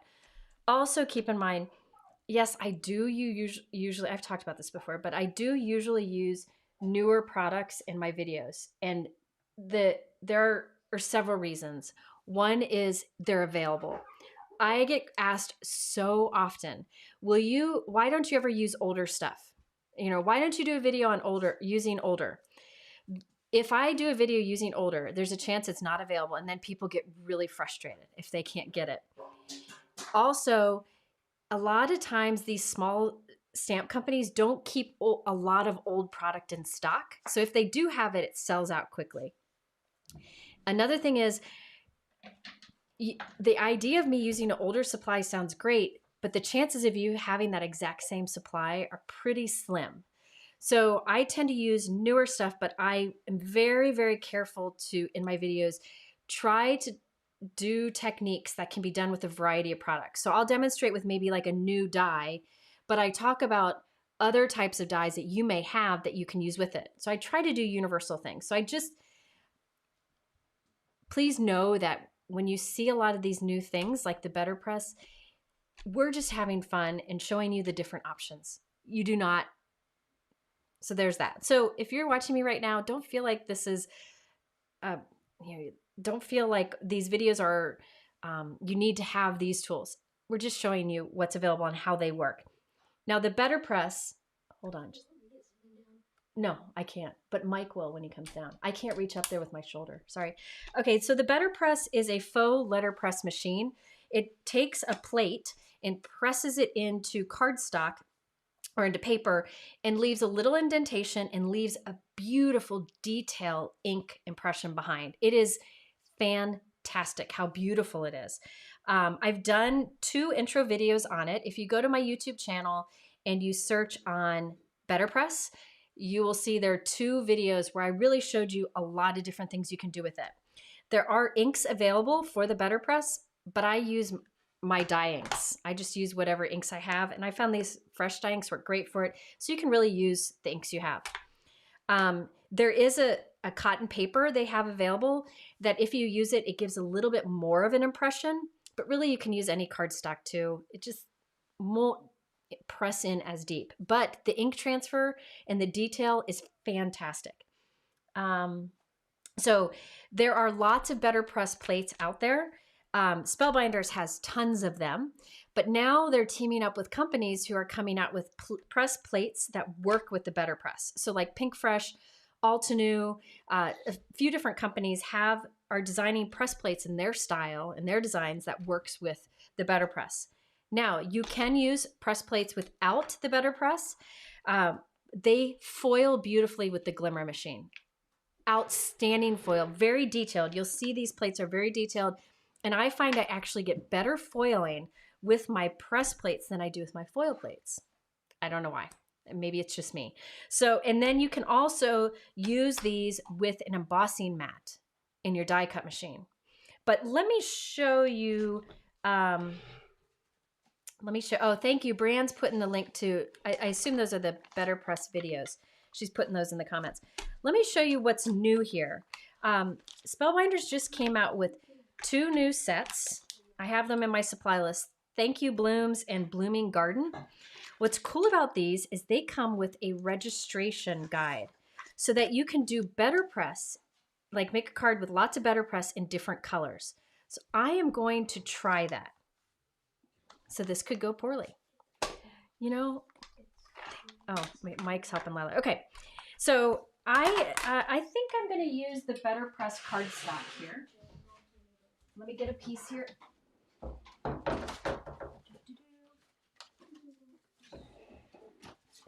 Let me show you one thing real quick. Look at the detail. So this was done with Better Press, and I think this was Concord and Ninth Fig ink. It might have been, I don't remember. But see that detail? You get a tiny impression. It's not like super deep, but look at that detail color. I mean, I never get that kind of detail, perfect image with stamping. So somebody asked earlier, how does it compare to stamping? This gives a little bit of an impression, but detail like you wouldn't believe with one pass. Yes, you can use your Better Press plates, or this Better Press system with the intercut. In my intercut video from Gina K, the intercut die cut machine, I demonstrate that. I saw somebody ask that. Yes, you can. LL, you can. So put it on there. Hold on, I'm doing some die cutting for Lila. She wants a little black die cut sentiment. Okay, so I will demonstrate here. This is the cotton cardstock. You can kind of see there's like a, I don't think you can see, but there's like a softness to it. Maybe you can. It's a cotton paper, so it gives a little bit deeper impression, but you can absolutely use any cardstock you want here. Really, I find no difference. I'm going to cut this down though. Cut this to be 4 1/4 by 5 1/2. Yep. Okay. So again, I haven't done this. I have no idea what I'm doing. I'm going to guess it. I should probably look at the instructions, but I'm going to guess it. So this is a magnetic platform in here, and it's a very strong magnet that will hold your plate in place. Now this new set, Thank You Blooms, and this new Blooming Garden are two new products Spellbinders came out with that have a registration. And I thought this was really cool and I wanted to try it. So not all press plates have this, but this is so you can get multiple colors using a set. So say a little prayer for me because I'm not sure I know what I'm doing. I should pull it up on the Spellbinders website. Please do. All right. Lila said, please do. Oh, goodness. Okay, so this is the blooms. So there's all these plates here. And what's cool is it's going to give you the opportunity to make a card front in all different colors. So notice this. Oh, I did it upside down. See? Don't listen to me. So the registration plate you need to put upside down. And you know how I should know that? If you look here, it says better press. So if you can read that, you know you're putting it down the right way. If I read the instructions, I probably would know that. And I'm just taping this onto the magnetic platform. Thank you, Roxanne. She said the guide's backwards. There we go. Brienne said she tried with both and didn't get good results. Distress watercolor cardstock works well with better press. Yes, a softer cardstock or paper works better. Watercolor paper, Brienne's right. Tim Holtz watercolor paper is fantastic here. So any watercolor paper probably is. And then the better press cotton. Okay, so I lined up the registration guide, this clear guide, in that rectangle there. Now, on this, let me put something behind it so you can see. There's a rectangle here where I'm going to tape my paper. I'm just using temporary tape here. I don't recommend rolling a piece of tape up to put on the back because I don't know. It's not as good. You could also use a little temporary tape runner either way. But now when this goes down onto here, this will line up, my paper will line up with that registration guide. All right, so let's start with the thank you. I don't know what colors to do. I'm gonna wing it. So I'm lining up, see how I'm putting the thank you in that outline on the guide. So let me pick a color of ink. What? Purple. Let's do Indigo Skies, that's a purple. So this is all to new. Again, there are better press inks available from Spellbinders, but they don't have many ink colors yet. They have some new ones that just came out. I haven't gotten them out to try, but I really find that a lot of different dye inks work well. Now, how much ink or how well of an image you get completely depends on how well you ink.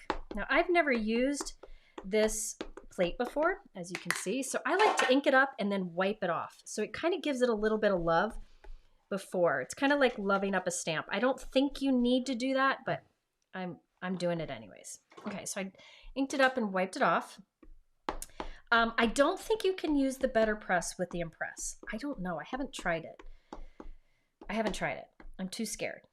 Does the paper matter? Can you use the Nina or Hammer? You can use Nina, but I do think a thicker cardstock hammer mill you could, but I do again recommend like a watercolor paper or the Spellbinders cotton paper, which is what I have here. It's the paper they chose works best. Okay, so I've inked that up. You know, I should have gotten my machine ready first. And now you take this and these little dots, that's magnetic. So now look at, it's floating above. That clear plate in my cardstock is floating above the inked up plate. All right, so you can use your Intricate, you can use your Spellbinders Platinum. I'm gonna ink that again because I took some time there. I don't know that this is gonna be the best color here, but we'll try it. Okay, so ink that up, put this on top, and then you run it through. And what happens is the pressure of the machine presses that clear plate with your paper on it down onto, Kenzie said, yep, it's ink, Jen. Yes, it was. Presses down onto the inked plate. And look at that. Oh, I made a mess. There you go. Good job. Good job. Let me redo that. So my problem here is I got too much ink all over the background. So let me fix it. You can do anywhere on the, somebody asked why you need the guides. You'll see in a moment. You could do it anywhere on the surface, but let me show you. I'm gonna fix that. I made too big of a mess. Yeah, I think the Better Press works with a few different regular die cut machines. Somebody's sending me a message. Oh. Okay. My husband's texting me, coming home from the golf course, asking if I need anything, because I told him I would be done at 4, and here I am still going. Okay, so let me ink that up a little bit cleaner this time. The ink did transfer great, but I am being messy here. I might get a little bit in that center. I think I'm pressing the ink pad too hard onto it, but that's okay. I just want to learn this, how these registrations work. Okay, now let's run this through.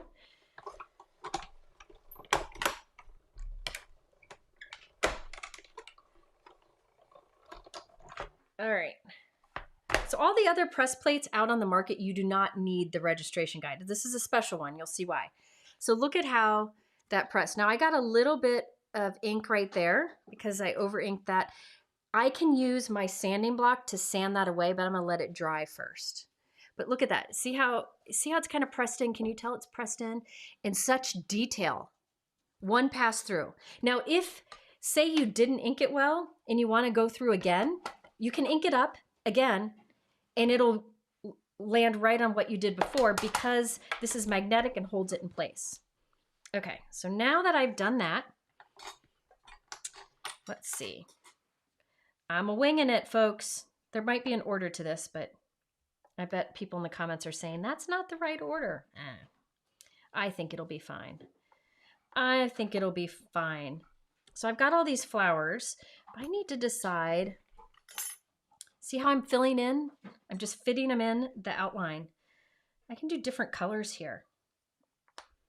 I probably should do them all the same for my first try, but I'm adventurous. I'm gonna do these. Let's do these in, oh, I'm going bold. I'm going bold. The most bold ink of all time. Can it be used with the Sizzix Big Shot Switch Plus? I don't know. How's that for helpful? I don't know. If you go to the Spellbinders website, I'm guessing if you look at the Better Press, like the information page, it will say. That's my guess. So I'm having ink this up pretty good because I haven't used it yet, but then I can go in and wipe away all my excess ink. Are there any questions, Mike? Yeah. I should usually not try new things live, but you know what? I'm being messy. I shouldn't be messy. Okay, so now I've inked those up. They're in their little spots. And even though I didn't really do a great job inking, Carrie said there's no right order. That's okay. It should be just fine. Look at that. I do that every time I look at that. I wish you could see the impression. Ah, dang it. How do I show that? It's got a little bit of an impression, but look at that transfer. Can you see that impression there? Goodness. That's Tickled Pink. That's one of Amy Tan's ink colors with Altenew. It's just, I mean, it's like in your face pink. It's just such a happy pink. I love it. All right. Isn't that great? The Better Press is amazing, amazing system. But again, you know, I feel like because so many companies are coming out with press plates now, I feel like it's becoming a better investment because it's kind of adding another tool to our arsenal. There's stamping, there's die cutting, stenciling, foiling, and now Better Press because so many more companies are coming out with plates for it. Let me get another color. I'm kind of winging it with the colors here. I'm not sure I'll pick the best options. I'll definitely use this for the green. I'm going bright. I'm going to go with, let's go with Coral Red. I'm not sure this will be good, but we're going to do it anyways. Okay, so this is Coral Red. Again, use whatever inks you have. Any inks that you have. I really think that's the best thing to do. No need to invest in a bunch of inks, but I do really find that these fresh dye inks from Altenew, actually, I'm inking these wrong. You're supposed to kind of do like a little swish. There you go. I knew I was doing something wrong. You're supposed to kind of go like that, like a little swish over it. But now I got to clean up my mess. Yeah, I wouldn't invest in any special inks. Just use what you got. Give it a try. If you get serious about it, you can always invest in it. And there are different colors of this cotton paper. I'm using the porcelain, which is the original. Okay, that's messy, but again, we're learning. Okay, ink cubes would be really good here. You know what? This is a great opportunity to use ink cubes. If they weren't in the other room, I would use them. But that would be nice because you could just get in the areas you want. You cannot use regular, somebody asked if you can use regular dyes on the better press. I've never tried it, but I don't think I wouldn't do it. I'm guessing they're a different thickness. I could try that out sometime. Oh my gosh. Can you see that? Look at that. It's beautiful. It's beautiful. I did that. Oh my gosh. Look at that. What? I'm telling you, the Spellbinder people are brilliant. They're brilliant and they're kind. They're good. I didn't do it. This thing did it. No, but like, how Okay. does the machine work? Well, watch. There's a goober. There's a goober. Okay, so I'm putting these two together. This is the last one. So see why the registration is helpful here with these sets? It comes with that clear piece, so I can build this without having to overlap. Is this Spellbinders? This is Spellbinders, yes. They're very smart. Yes, the Spellbinders is very smart. Okay, Let Us Celebrate is like the perfect green. It's like... She uses this all the Yeah, time. I do. It's also from Amy Tan. I'm making a mess, Lila, I see that. because everybody's watching. I'm making a mess, and you you're never asked Mike to give me my wine. It's got to be 5 o'clock somewhere, right? It's Super Bowl Sunday. You can have wine at 4 o'clock. Okay. Listen, you can have wine whenever you want. All right, I'm kind of cleaning up here. There's quite a few questions. Are you people blown away by how messy I am? Listen, I'm highly recommending to do this with ink cubes. I think that would be much better than what I'm doing here. Okay. I'm being paranoid. I don't think I need to clean all this up. Anyway, so I have my Let Us Celebrate. And you notice that wasn't inked up well, but when it presses down, beautiful. All right. It is fun. It is a fun tool. Maybe we should give one away. Should we give one? Oh, look at that. That's a card front. Look at that. Wait. Look at that. Wait. Isn't Is that it neat? like imprinted? Yes, it's imprinted That's in what there. we're doing in art class. Oh, are you? You doing letterpress and art? Yeah, pretty much. Nice. Okay, so there you go. That's what this does. Now I'm going to take a risk. Yes, Brian said I should get a sippy cup for my wine. That's probably true. But he's not getting it. I don't know what's wrong with him. I might have to fire him. Okay. I had that little bit. He's my, okay, if you guys don't know, Mike is my older brother, and if I can't tease him, who can I tease? So You tease me a lot. I tease you. In our family, if we tease you, it means we love you. So I'm afraid to do this without giving it time to dry, but I can sand that bit of ink away from the center. Somebody should fire him. Fire him. No. He's not getting the wine. There would be no lives Yeah. or website without him. He's my tech guy.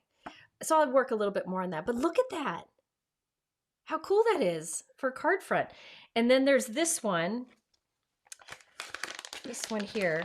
Mike is a very patient older brother. He is a very patient older brother. That's true. But we take him on vacations. He's the best uncle in the world. He's awesome. But so this one here is another one that comes with this registration guide. I have it linked too. So this will do different flowers in there, so you can change the colors of the flowers. And this also has sentiments that you can change up.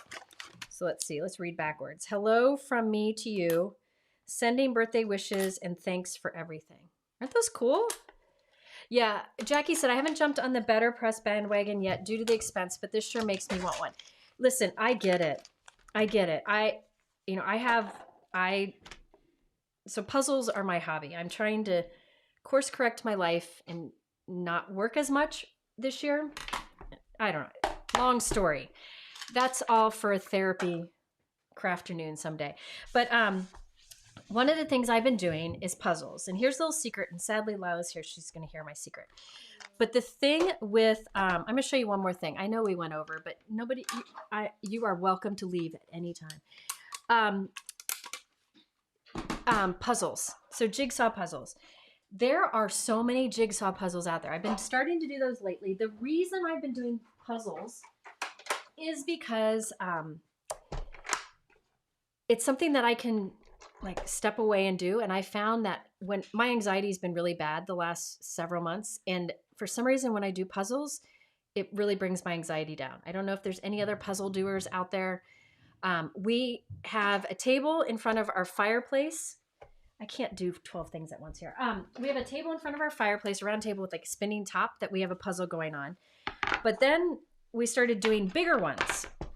And so we needed a bigger area. So now our kitchen table, we eat in our dining room. So the kitchen table always has a puzzle on it with the big spinning thing. And we do 1,000-piece puzzles all the time. And here's the secret. If you have a puzzle on your table and you sit down to do a puzzle, chances are somebody in the house, all ages, except for the tiny ones, will come and sit with you and talk. So like Lila and her friend Kina were over the other day. Kina was over. They sat and did puzzle, and it's amazing what kids talk. They start talking when they do puzzles, you know, and I don't know what it is. And then like at night, the kids go to bed. Mike and I will do the puzzle, and then Ken and I stay up late doing the puzzle. And you know I'm stressed when I do a few 1,000-piece puzzles in a day. There were some of those days. So, yeah, they're my jam. And with puzzles, my whole point of this, there are actually different quality of puzzles. There are some that are $10. There are some that are $50. And I get it. I got to pick and choose what I get, what I invest in. Can I trade? Things like that. So I get that there are many tools out there. We all have a limited budget, and you got to pick and choose. That's why YouTubers like me are trying our best to show you the different ways you can use things so you can decide for yourself. Does that make any sense? And I do, by the way, I do have a crafty newsletter page. Michael put it in the comments here. On that crafty news, I put sales, and they're sales for these small businesses that we want to support, but it's also a chance for you to try to save money if you can. There's always some sale going on. Also there, you can sign up to get texts from me. The texts come very rarely. They only come when I'm about to go live to let you know, or if there's some sales that you just can't miss, like Black Friday. But really, I don't send it very often. But the text messages, you can sign up at that link too. I'm telling you, I have every rainbow puzzle under the sun. I did start an Instagram account. I haven't set it up yet, where I'm going to share my puzzles, because I'm looking for a puzzle exchange. I'm working on that. And I need to show you this. I asked Mike to bring me wine. Look at what he brought it in. So there you go. Yeah, Mindy. Hi, Mindy. Mindy says she cross stitches.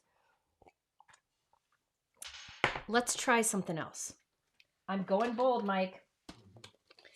This could totally be a fail. Hang on. Laura said, watch out for repetitive stress injuries with puzzle doing. She had to quit? I already had shoulder surgery. Yeah, sorry, I won't stab myself with that. Okay, I'm getting a better press plate. Hang on. I'm trying to find one here. Let me find a good one to demo with. See, like here's Pink Fresh has plates. Some have dies that go with them. So different companies are coming out with them too. Let me try with this. Here's one from, there's a Spellbinders. I've got a bunch of them here. I'm just looking one to demo an idea. I don't know if this is going to work. Heads up. Yes, Mike is classy. He's a classy one. I think I'm going to try it with, maybe I'll try it with this one. This is an older, oh gosh, you should see this pigsty. Hang on. I think I'm going off the rails here. Okay. I can't believe so many people are still here. Aren't you all bored yet? I have Mindy, the look of panic you just saw there was this. Yeah, and Tammy said, is that drink far enough on the side? No, actually the drink is between me, my die cut machine where the plates come out, and my computer. So I think I'll move it. Hang on. Guys, feel free to leave. I'm not sure. This is great. I'm going to grab a piece of cardstock. This is, we're trying an idea, folks. Not sure if it'll work. So you can use your better press plates in a few different ways with a die cut machine, but this is one that I want to try and see how well it works. So this could totally fall apart at the seams. Let's see. Let's do that wild berry again. Look at that. Isn't that gorgeous? Okay, Now I'm going to make an impression with this, hopefully. Okay, so to make an impression with the die, you can follow your their machine's manual. On the Spellbinders, it has it right here. And so you know you want to do the same sandwich. So for this machine, it's these plates and this flexible mat. Now this flexible mat is the key. No matter what machine you have, if you want to make an impression with the die, you use the flexible mat. I think most machines come with a flexible mat, embossing mat is what they're called, except the Intracut. Intracut does not. The one from Gina K, that's the only thing you need to buy separately. Okay. Oh, you're not bored. Oh my goodness. You guys are crazy. Lila goes, really? Oh, I saw somebody said they like my shirt. This is the shirt in honor of Christopher Allen's partner who died unexpectedly. His name's Dr. Robert Michael, which is ironic because my brother's Michael Robert. But Rob passed away unexpectedly, and they're doing a memorial for him, and they're selling these shirts over on Brutus Monroe, and I have it on my supply list. So please consider buying it. I think it's a great color, great message, if you can see it. And you can also just donate directly to his memorial. But Christopher is one of the best humans in the world. He's a good man. Okay, so we love you, Christopher. He was here earlier. I'm going to mist this with a little bit of water. Again, we're going rogue. So I'm placing that cardstock that I misted onto my flexible mat. So whatever sandwich your machine says for making impression with a die, but I'm going to use this Better Press plate. This is a Spellbinders Better Press. Joe, thank you for the super chat. It'll go to my computer fund when I spill my wine on it. I'm just kidding. Now on top of that, I put the final plate. Let's run this through and see what happens. Don't try this at home. I'll try it here. All right, let's see. Tanita said, do you know when supplies will be mailed for the Mindful Madness workshop? Mindful Madness? Oh, the Altenew workshop? Mindfulness retreat? I don't know. Soon, my guess? Soon? Here's the rogue moment. Look at that. Oh!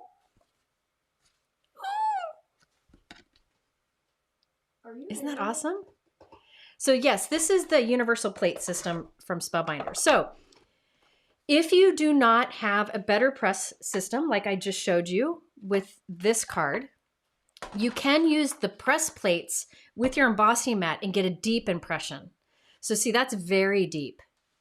Very, very deep. Isn't that beautiful? Oh my gosh, I love it. Let me try something else. Is that the universal plate system? Yes, that's the universal plate system. All right, I'm going to try something else. She's going rogue again. I'm going to mist this peacock on the back. This is peacock. That was funny, sorry. Peacock cardstock. And lay that onto my embossing mat. Now, Mike's probably thinking I need to shut up so that he can take his nap before the Super Bowl. I gotta cook dinner. Ken will cook dinner. That's what he's our chef. He's really good. Okay, so I'm going to ink up. This is Hero Arts Unicorn White. This is a pigment ink. I've got a Tim Holtz Brayer. Fantastic tool. You got to have it. And I'm going to apply white pigment ink to this. Can you see that? I need my ink stand. Dang it. Okay. Put it in my ink stand here. Running out of room. Okay. I'm rolling that white pigment ink over the raised areas of the press plate. You could go direct to from the ink pad to the press plate, but oh my gosh, where do I put things? This makes it so it only lands on the surface. All right, now I'm gonna take that's inked up, and I'm gonna lay it onto here. It's a little warped because I misted it. Okay.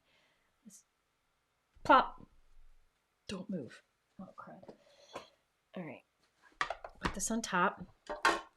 Try not to let it shift. I think this was a heavier weight cardstock, so it's a little bit more muscle. All right. Oh.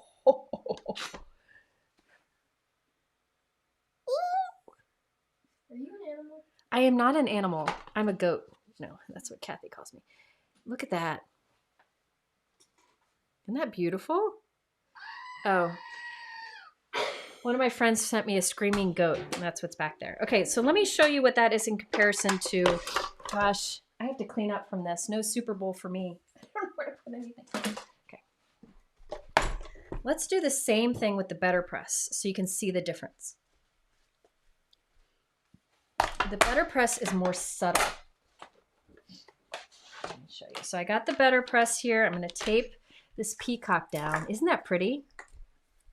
My sounds. I know I make silly sounds. Now, normally, but I've run out. I've run out of like tape runner.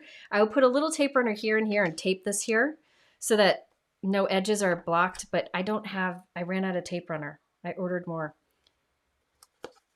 So I'll put the tape up here on the edge. All right.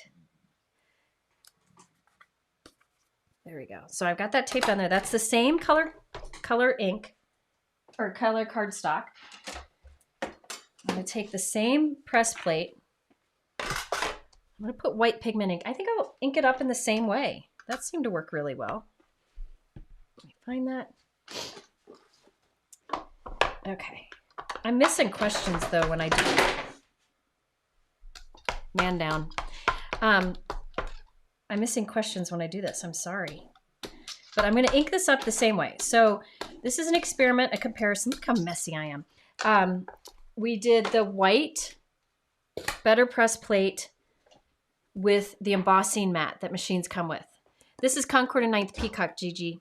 I get it. You can get it from Simon Says Stamp or from Concord and Ninth. All right, now let's try the same cardstock, the same ink, the same plate, but with the Better Press system. Now, remember how I told you Better Press gives you very detailed images? This won't be as detailed because I used a white pigment ink. And as you know, that's kind of splotchier, but it's still going to be cool. I hope.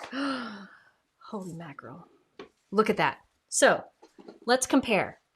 I think they're both great for different reasons. So this has a lot of dimension to it, right? But the image isn't as crisp.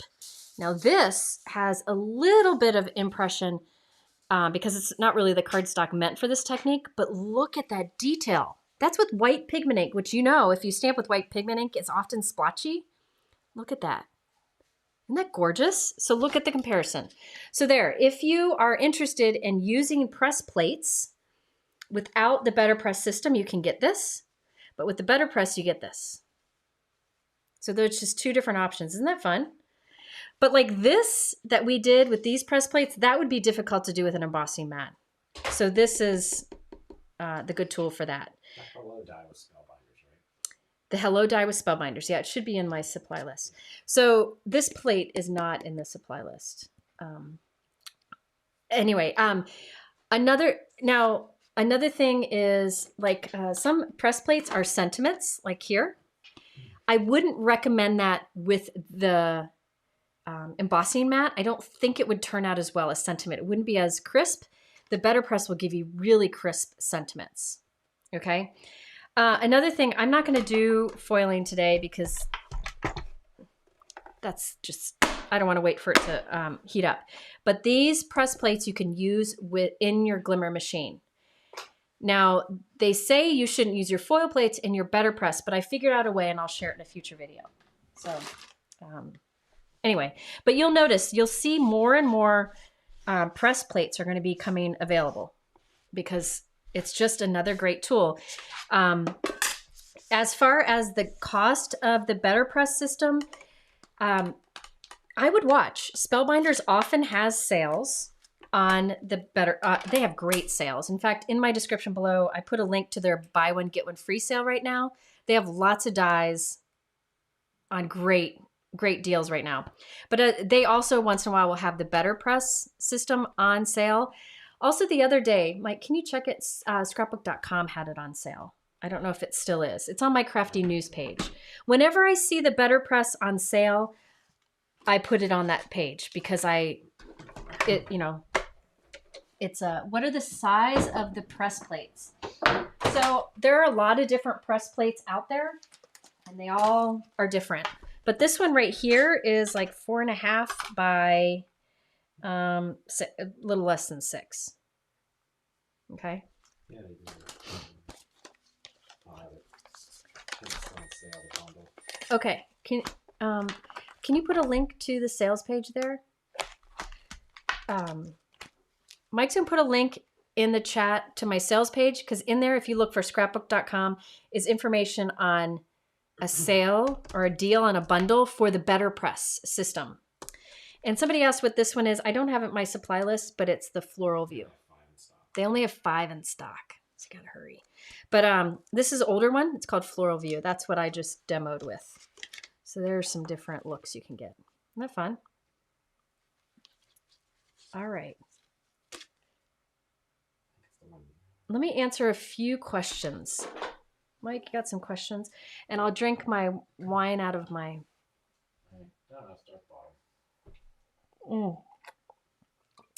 We're here, so you can enjoy. Let me switch to this. Oh, what's happening? What do you want? Oh, face on. Am I muted now? Oh, hold on. They're all switched. Oh, there you go. You can look at my wine. Oh, it says movie audio. Am I muted? No. Yes, no. Okay, we're good. Okay, sorry. Something happened when the computer crashed, and now we have some issues with our buttons. I don't know where my other card went that I started. It's somewhere in this mess. Okay, let's answer some questions. Hi, Rosie. We're told to put our cutting plates in our die cut machines on an angle to help with the noise cracking, but the Better Press plates go through straight on. Why the difference? The difference is the amount of pressure. There's a lot less pressure with the Better Press, because with the Better Press, it's just pressing into the paper. With die cutting, you're using a lot more pressure to cut through. So the Better Press system, this platform system, is designed to put just the right amount of pressure with your machine. All right, question, is the difference between a Better Press plate and a regular die that has a concave impression and the other is convex? I don't know. You can make an impression with a die. I've done many videos making an impression with a die using a flexible embossing mat, but it's something about the detail of these. And I'll try to do a comparison. I'll look at the thickness.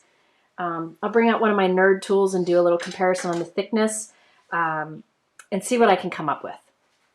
Anne said, can you ink up the plate and then dry emboss? Yep, that's what I did for this one here. Okay.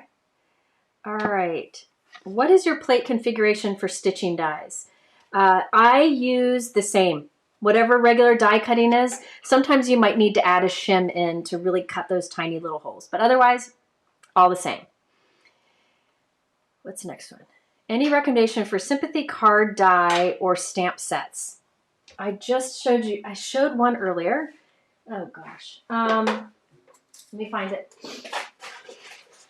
This is the one that I got out that I'm thinking, can you go to overhead? This one, it's in the supply list. This is called So Sorry from Pink and Maine. I thought these were lovely.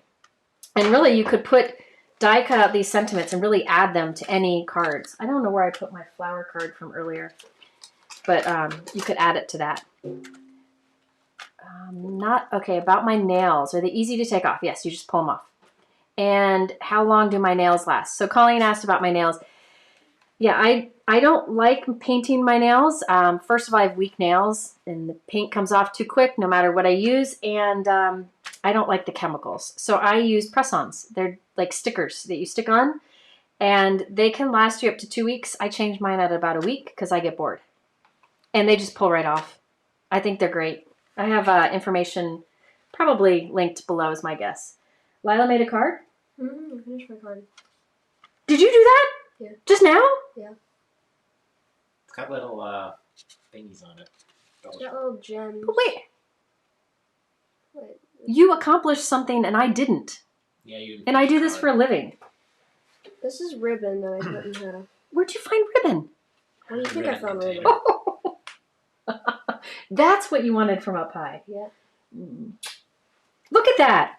So this is that Spellbinders Hello die. And she used black glitter cardstock. And look at this apple tree. Look at. She put extra white die cuts underneath so it stands out against the background. Well I done. pretty much copied this, but with Yeah. black glitter.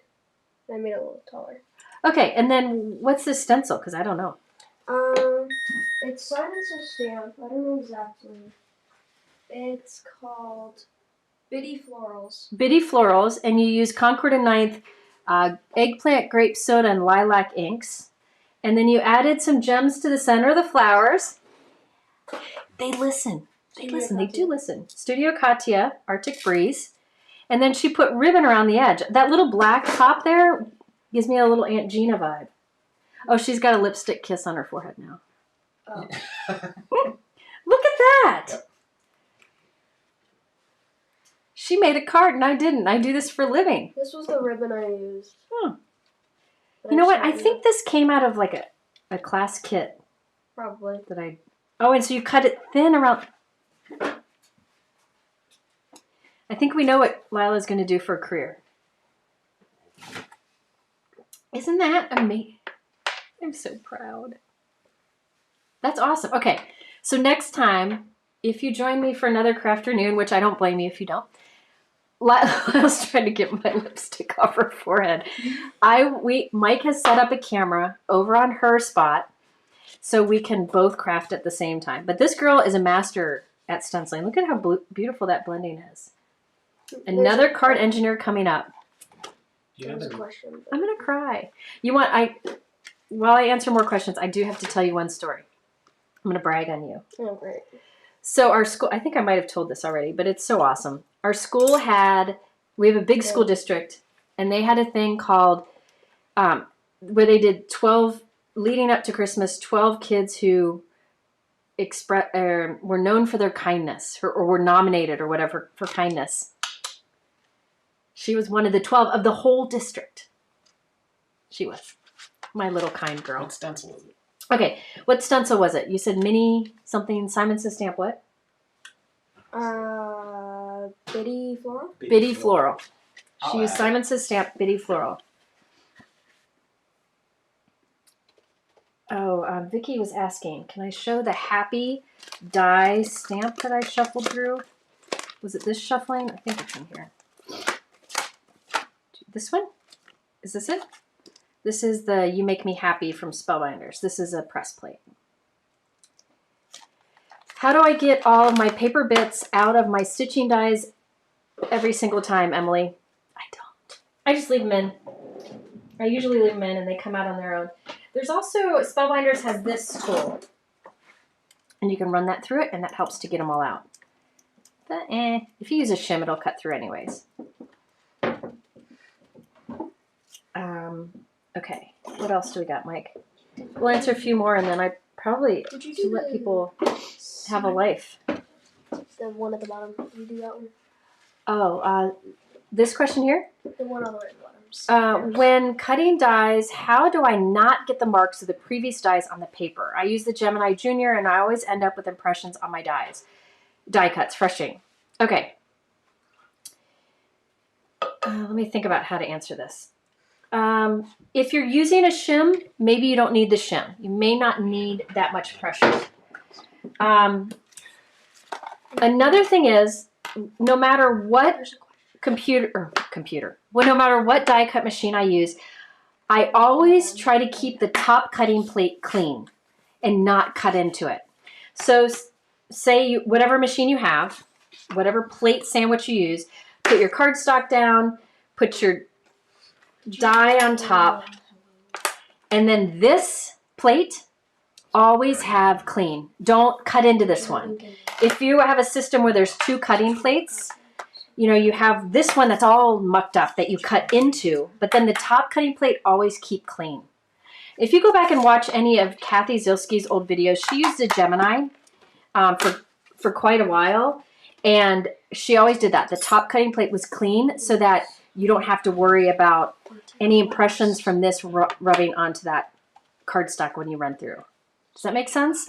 Kathy Zilski also does CZ Design. She also does amazing lives. She's another one you need to follow lives, and that would be a good question to ask her because she's used the Gemini in the recent future. I don't even have mine in here right now to demonstrate, but always keep that top cutting plate clean. Arctic breeze. All right. Oh yes, Sherry says she calls it the do not cut plate. I know you can like even label it like don't cut into this one. Do cut into this one, but after time you can see which one gets cut into. Anything else here? We added Mike and Lila added to that supply list the things that Lila used because the stencil because where'd it go? It's right here. But the gems are out of stock. The gems are out of stock. These are iridescent pearls. They're called Arctic Breeze from Studio Katya. A similar one is Something New from Trinity. It's iridescent white pearl. You can find them pretty much everywhere. We have a lot from different places. Kathy P. Kathy, weren't you the one who sent me the goat? I don't know if you're the same one or not. Kathy, you'll have to tell me. But Kathy P. asked, what college am I alumni for? Her daughter wants to do chemical engineering. I went to University of Kentucky because that campus was like a warm, comfy blanket, and I liked watching basketball. However, I was mechanical. My husband's a chemical engineer, and he went to University of Texas. Highly recommend it. Okay, that's the goat that screams. Kathy, is Kathy still here? I wonder if Kathy P. Yes, Kathy Z. Did you find out, Kathy, did you find out I was talking about you? You know what? Kathy's in the comments. Kathy, do you mind telling us, do you keep with the Gemini, do you keep your top cutting plate like crisp? You don't cut into it, and that's how you keep from getting those impressions from that clear plate? I talk about Kathy all the time. Generally, I text her all the time too. Deborah said, how did you first know you wanted to make videos? I didn't. Funny. I was working for Hero Arts. I was doing card samples for their catalog. This was before you did stuff online. I was doing card samples there. And I remember Aaron, who owns Hero Arts, said to me, we should do videos. And I was like, no, we shouldn't, because it sounded terrifying, right? And I tried it, and my first video I ever did was for Hero Arts, and I had it to music, and I had words on the bottom saying what I was doing, because I didn't want my voice on it. And so my first few videos were that way. But then I realized how you could really teach through video better than you could on a blog post, and that was it. I'm addicted to teaching, and it gives me that fix. Okay. So Kathy P. Did Kathy B come in? I'm wondering if she's the one who... P? No, Expressive Paper. Okay. Expressive Paper is the Kathy P. who sent it. So she's there. I knew there were two. Sorry. But yes, I have it there, and Mike likes to come in and press that when I'm getting... when you can tell I'm getting frustrated. So. Okay, What? Andrea said, do you find that you need to refill felt ink pads more often now than in the past since ink blending is such a big part of crafting? Yes. When you do ink blending, you're taking a lot of ink off at once. So yes, I do re-ink more. You know, for years when I didn't have blending brushes and really just stamped, I had Hero Arts ink pads that I had for 20 years that I never re-inked. Never. And now that I do ink blending, yes, I do re-ink more. But still with a felt pad, not nearly as often. One question. Is that the only machine you have used, or are there others? I'm not sure which machine that was. Sorry, it's probably the Empress. The Empress. I like the Empress machine from Anna Griffin for electric die cutting, and for manual, I like the Spellbinders Platinum and the Gina K Intracut. But keep in mind, there are a lot of great machines out there. Gemini's good. Those are just the ones that I landed on because they worked best for me and how I die cut, which is a lot. What inks besides oxide inks do you recommend for blending? I think I answered that one before. Oxide inks are definitely the easiest to blend. Distress inks would be a second, I would say. And then really any inks after that. I really think all inks will blend if you're patient. And Roxanne said, when you use your Empress to die cut, do you cut into the magnetic shim or the plastic cutting plate? Or does it vary? You can do, I demonstrated earlier, so if you watch back like to the middle of this, like hour 19, I show the two ways you can do. I find I mostly cut into the magnetic mat, mostly. Unless it's a tricky die, I'll cut into the plastic or into the clear plate. I think that's it. I think, yeah, Mike's like, we're done. It's almost been 3 hours, people. You got to be done hearing from me. Is that it? That's all the questions. That's all the questions. Unless I missed questions. We tried. Oh yeah, Simon Hurley inks do blend beautifully. A lot of inks do. Gina K's blend beautifully. I think any ink can blend well if you're patient. Start light, go heavier, overlap your colors to get a good blend, and I think you're probably set. You're knocking everything down in here, aren't you? Yeah, I know. Yeah, okay. Yes, hammer mill paper is a good one to blend on. If you get frustrated with blending, try hammer mill paper. I think Mike added it to our supply list that we have linked in the description. Kathy's here. Next time Kathy said she's going to join us. I would like to be there for that. There will be a lot of laughter. Yeah. There'll be a lot of laughter. Lila made a crochet chicken for Kathy, because Kathy once in a live said she clucks when she crafts, and I didn't know what that meant, and so I call her the chicken. All right, I think that's it. Okay. Because I hear Dad upstairs. So thank you all for this Crafternoon. I'm afraid I just blabbed a lot and didn't really, I don't know. I'm still perfecting all this live stuff.